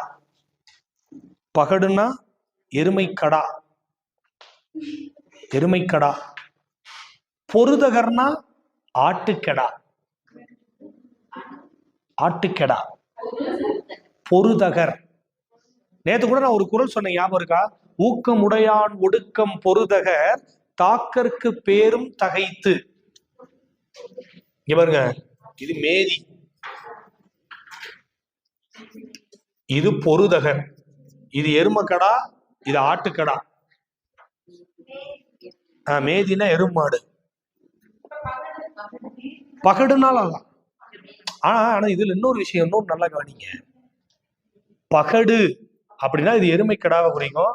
மேதினா எருமையை குறிக்கும். அது எருமை கடா, இது எருமை. உங்களுக்கு புரியுதா?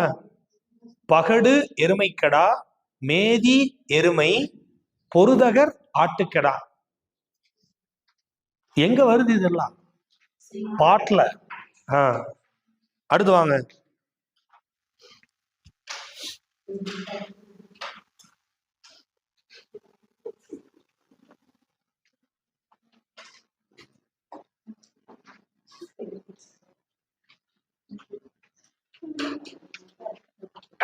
தாட்கு முயற்சி அல்லது ஆளுமை.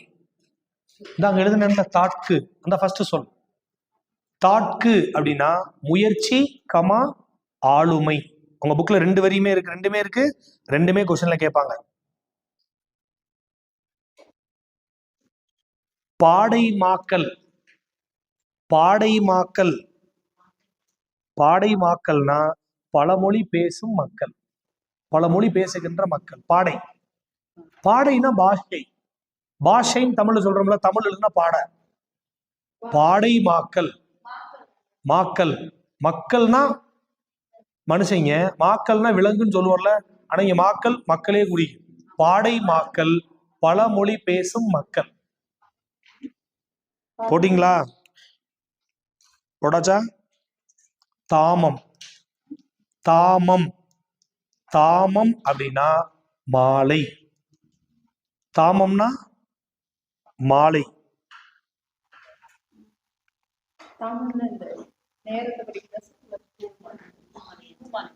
தாமம், தாமம்னா மாலை. அது யாமம்ல, யாமம்னா நேரம். அடுத்து வாங்க செற்றம், ஏதோ ஒரு மாலை மேடம். பொதுவாகவே இலக்கியத்துல தாமம் என்றால் இது மாலை. நம்ம நார்மலா போடுற பூ மாலை இருக்கு இல்லையா, அதுதான் தாமம். ஆனா தார்னு ஒண்ணு இருக்கா, அதுவும் மாலை. ஆனா அரசனுக்கு போடுற மாலை. அதுக்கு எப்படி இருக்கும்னா, அதை அப்படி போட முடியாது, ரெண்டு பக்கமும் விழுந்திருக்கும், இப்படி விழுந்திருக்கும், அதை சுத்தி இருக்க மாட்டாங்க. அப்ப பொதுவா நீங்க என்னது தாமம்னு சொன்னா அது மாலை அப்படி வளைஞ்சிருக்கும், மேல கட்டியிருப்பாங்க. ஆனா தார் அப்படின்னா அது தார் அரசனுக்கு போடுற மாலை, அது கட்டிலாம் இருக்காது, இங்க மேல கட்டி இருக்கும், கீழே ரெண்டு பக்கம் மட்டும் போட்டிருப்பாங்க. பார்த்துருப்பீங்கல்ல?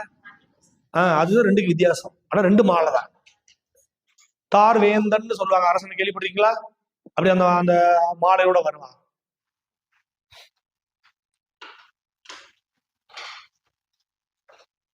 அடுத்த சொல் கலர் நிலம். செற்றம்னா சினம், செற்றம்னா கோபம், சினம். செற்றவர், செருவார், பகைவர் சொல்லுவாங்கல்ல. செற்றம்னா சினம், செற்றவன் அல்லது செருவார் என்றால் பகைவர்னு அர்த்தம். கலர் நிலம், கலர் பள்ளத்துக்கு வர பொதுலகரம் போடணும். கலர் நிலம் என்றால் உவர் நிலம், அதாவது உப்புத்தன்மை உள்ள நிலம், எந்த விளைச்சலும் வராதுல்ல. கலர் நிலம்னா உவர் நிலம். நவிழல், நவிழல்னா சரி, சொல்றதுக்கு என்னென்ன வார்த்தை இருக்கு சொல்லுங்க பாப்போம். இது எல்லாத்துக்கும் கண்டிப்பா தெரியணும். அந்த பேப்பர் ஒண்ணுக்கெல்லாம் ரொம்ப முக்கியம். நவிழல்,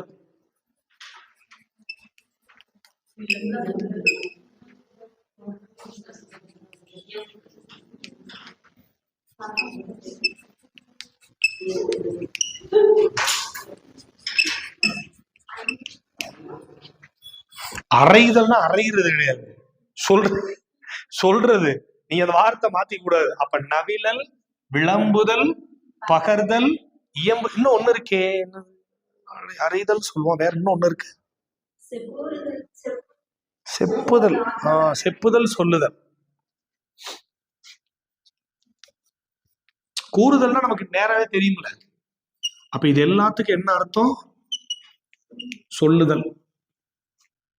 நன்றி நவிழல் சொல்லுவாங்க, நன்றி சொல்லுதல், அர்த்தம் புரியுதுல்ல?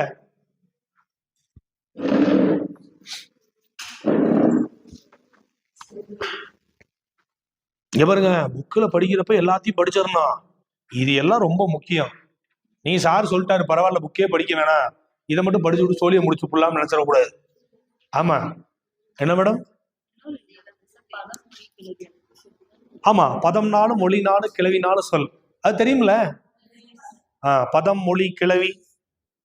அடுத்து வாங்க புரிசை, மேல சொல்லிட்டனா? புரிசை மதில் சொல்லிட்டனா? அணங்கு, அணங்கு தெய்வம், மூணு சொல்லினா டன்னகரம். அணங்கு, அணங்குனா தெய்வம்.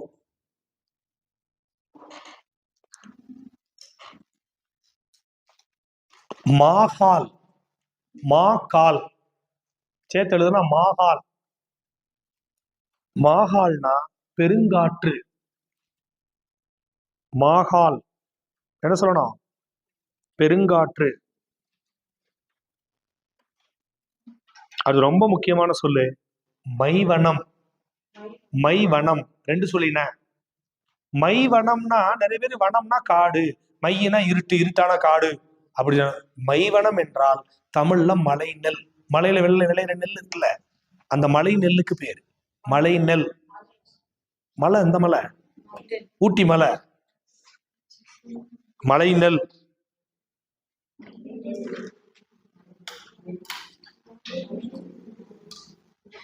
எழுதியாச்சா?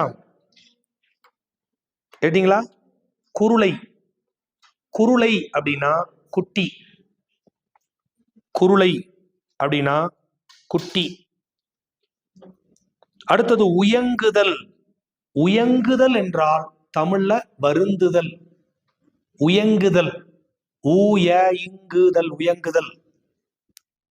உயங்குதல்னா தமிழ் என்ன அர்த்தமா? வருந்துதல்.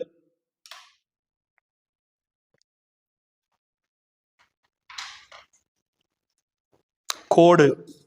கோடுன்னா கொம்பு. மரக்கோடுன்னு சொல்லுவோம். மரக்கோடுனா மரத்துல இருக்க கொம்பு. கோடுன்னா கொம்பு.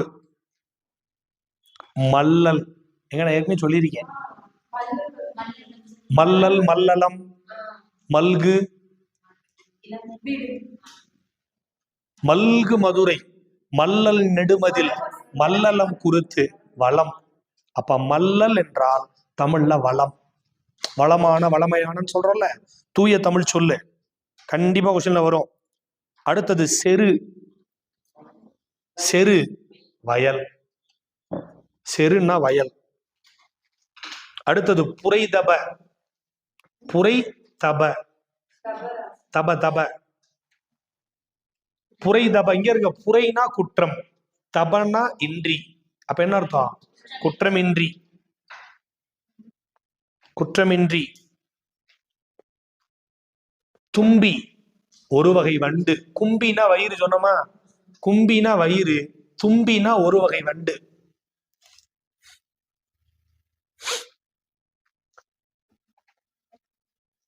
மதி, மதியம், அம்புலி, இந்து, எல்லாத்துக்கும் ஒரே பொருள், நிலவு. மதி, மதியம், அம்புலி, இந்து, ஒன்று சொல்லுவோமே, மதி மதியம் அம்புலி, திங்கள். திங்கள். திங்கள்னா சந்திரன் தானே, நிலவு தானே. மதி, மதியம், அம்புலி, இந்து, திங்கள், எல்லாத்துக்கும் என்ன பேரு? நிலவு. இன்னும் தூய தமிழ் சொன்னா உவா. உவா. உவானா நிலவு, காருவான்னா அமாவாசை, வெள்ளுவான்னா பௌர்ணமி. ஆனா உங்க புக்ல காருவான்னா நிலவுனே இருக்கும். புரியுது இல்லையா? அடுத்த சொல் சதிர். சதிர். சதிர்னா நடனம். சதிராட்டம் சொல்றாங்கல்ல, சதிர்னா டான்ஸ். மடி அல்லது மடிவு. மடி அல்லது மடிவு. இங்க பாருங்க, மடினாலும் மடிவுனாலும் சோம்பல்.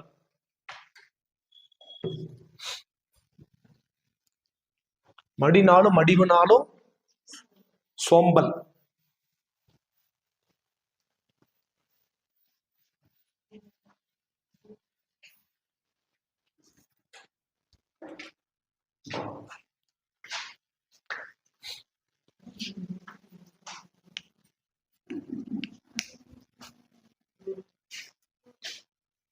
இப்படின்னா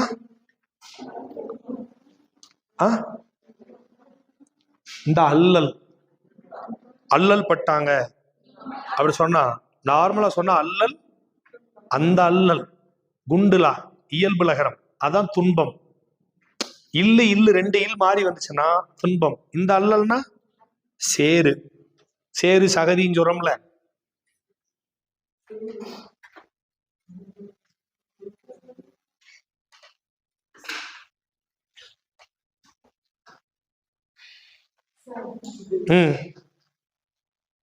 அந்த அல்லல் போட்டா என்ன வரும்னு சொல்லியிருக்கேன்? துன்பம். இந்த அல்லல் போட்டா சேரு.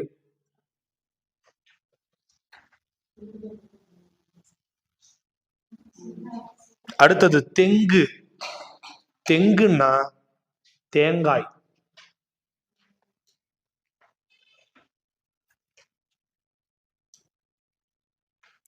தமிழ்ல தெங்குன்னா தேங்காய். தெங்குன்னா தேங்காய்ன்னு போட்டீங்களா? அடுத்த சொல் நரந்தம். நரந்தம்னா நாரத்தை. நரந்தம் நாரத்தை. நாரத்தை, நாரத்தை மரம், நார்த்தங்கா மரம். நாரத்தை.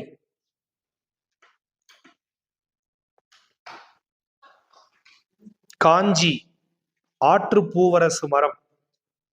காஞ்சி ஆற்று பூவரசு. ஆற்றுப்பூவரசு.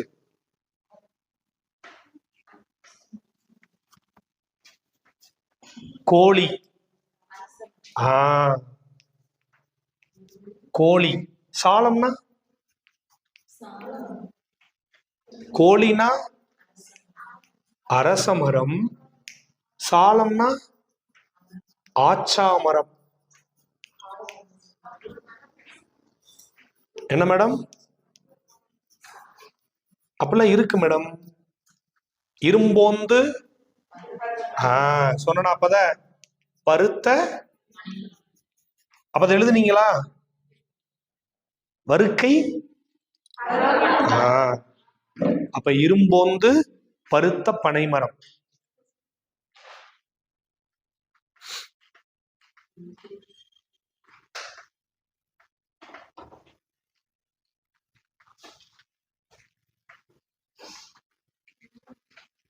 அணித்து, அணித்து அருகில்.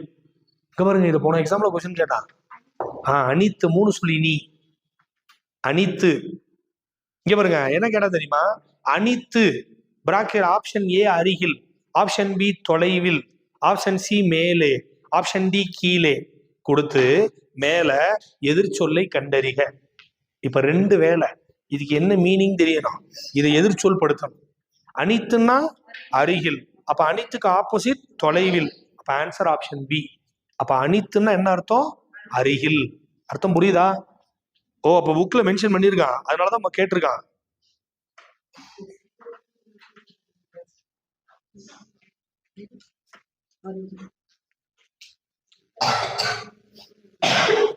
அடுத்து வாங்க, மறை.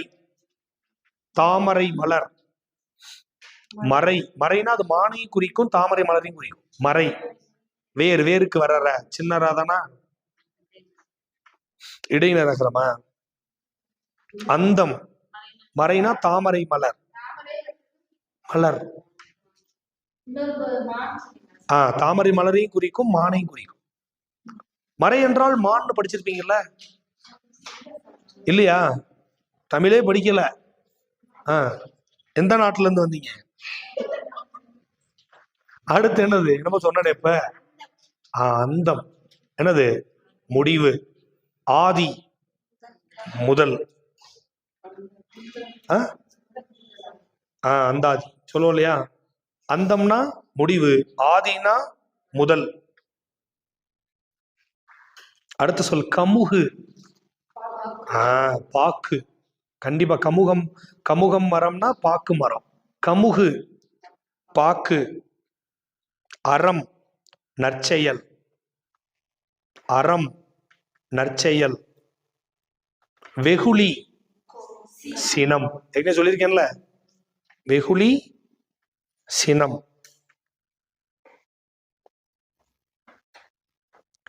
சிதவல்.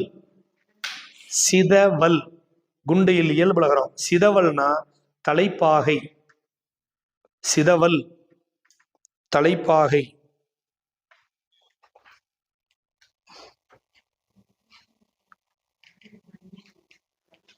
எழிலி, எலினி, அண்டயோனி. 3 பேரு. சார் ஏற்கனவே உங்களுக்கு சொல்லி கொடுத்துருக்காரு, போன கிளாஸ்ல சொன்னாரு சாரே. எழிலி, எலினி, அண்டயோனி. இது என்ன?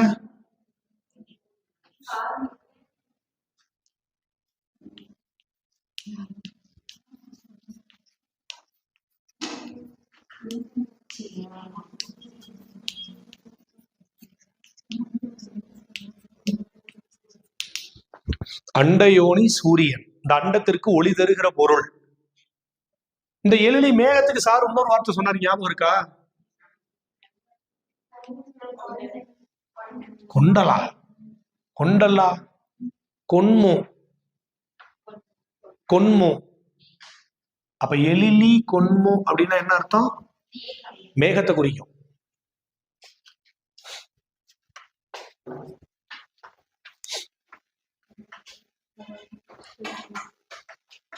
மாட்சி. மாட்சி மாண்புமிகு அமைச்சர், மாட்சிமை மிக்க முதலமைச்சர். பெருமை. துப்பு. துப்புன்னா துப்புன்னு அர்த்தமா? வலிமை. அங்க சொன்னது பொருள், இங்க அவன் கிடக்கான் துப்பு கெட்டவன்பா, அவன் கிடக்கான் வலிமை இல்லாதவன். புரியுது இல்லையா? உனக்கெல்லாம் துப்பு இருக்கா, அவன்ட்டு அடி வாங்கிட்டு வர்ற அப்படி சொல்லுவாங்கல்ல, கேள்விப்படுது இல்லையா? பேச்சு வழக்குல தூய தமிழ் சொல்லு. துப்புன்னா வலிமை.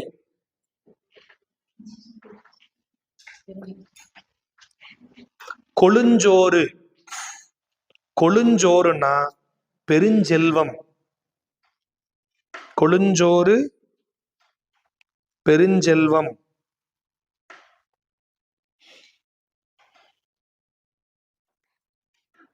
மதுகை. மது சொல்றோம்ல, மதுகை. மதுகை அப்படின்னா பெருமிதம். இகக்கும் அப்படின்னா நீக்கும்.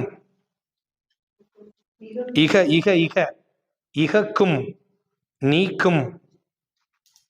இழுக்கு.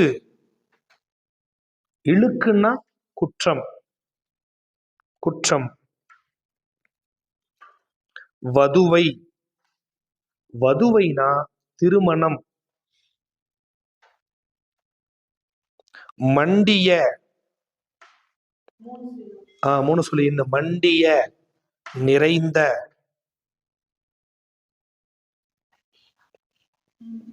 மண்டிய.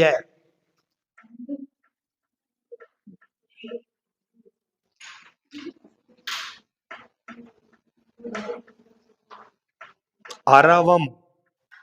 வேறு வேருக்கு வர்ற. அரவம்னா ஆரவாரம், சத்தம், பாம்பையும் குறிக்கும். ஆனா இந்த இடத்துல அரவம் என்பது ஆரவாரம். பேச்சரவம், பேச்சு ஆரவாரம்னு அர்த்தம். ஆரவாரம். பதி. பதினா நாடு. யானர். மூணு சொல்லினா. யானர் என்றால் புது வருவாய். யவனர்னா கிரேக்க ரோமானியர்கள், யானர்னா புது வருவாய்.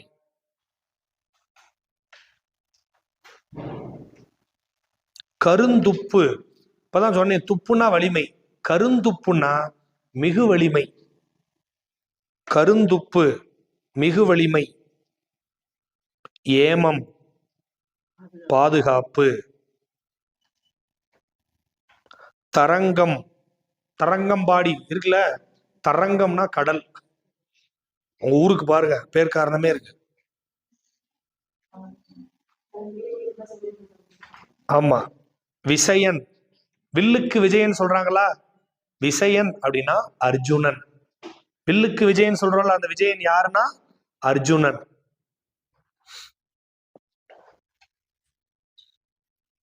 அங்கை. உள்ளங்கை. அங்கை உள்ளங்கை.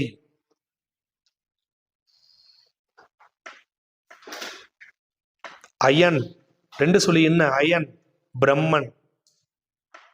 அயன் ரெண்டு சொல்லி என்ன? பிரம்மன்.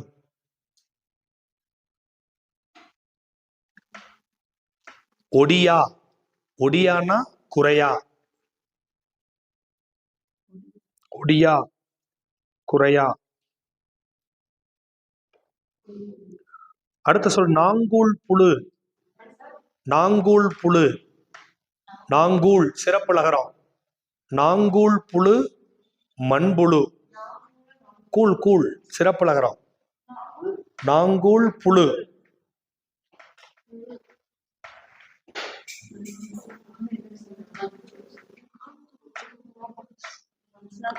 சாடினான் பாய்ந்தான்.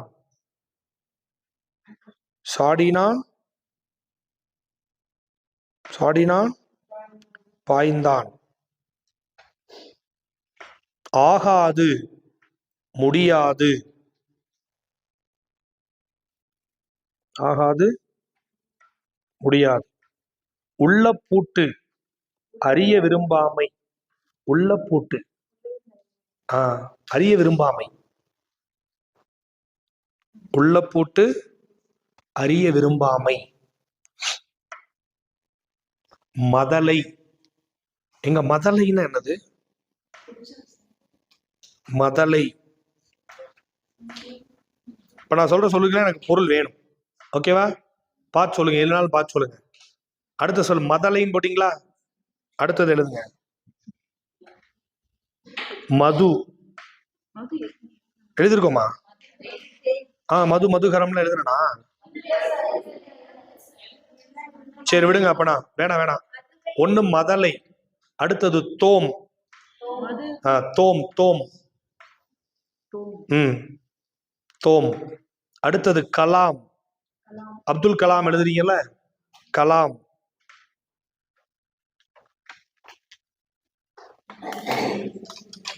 முன்னீர்.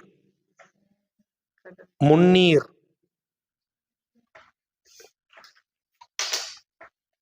அடிசில். அடிசில். நசை. நசை.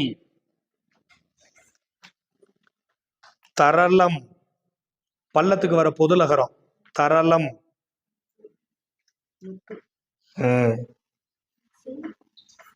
பிடி சொல்லிட்டனா? மேல சொல்லனா? பிடி.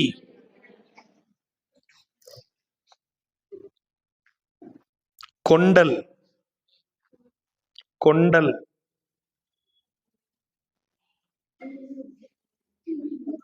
மால்கி. மால்கி. பாருங்க.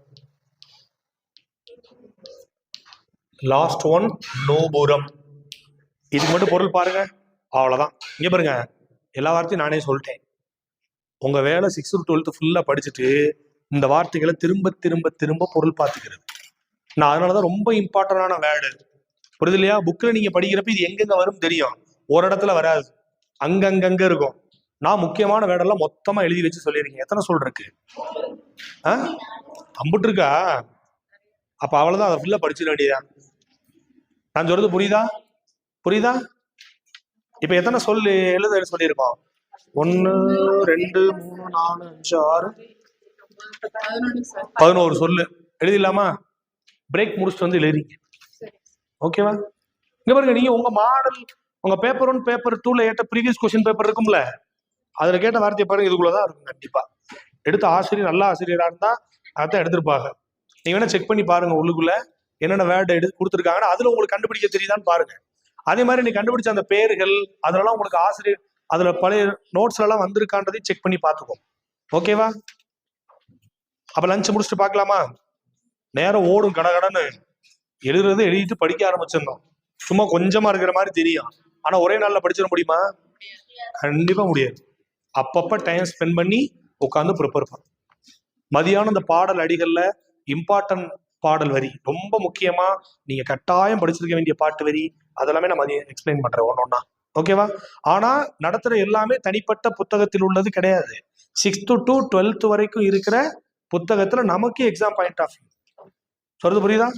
ரைட். லஞ்ச் முடிச்சுட்டு வாங்க பாப்போம்.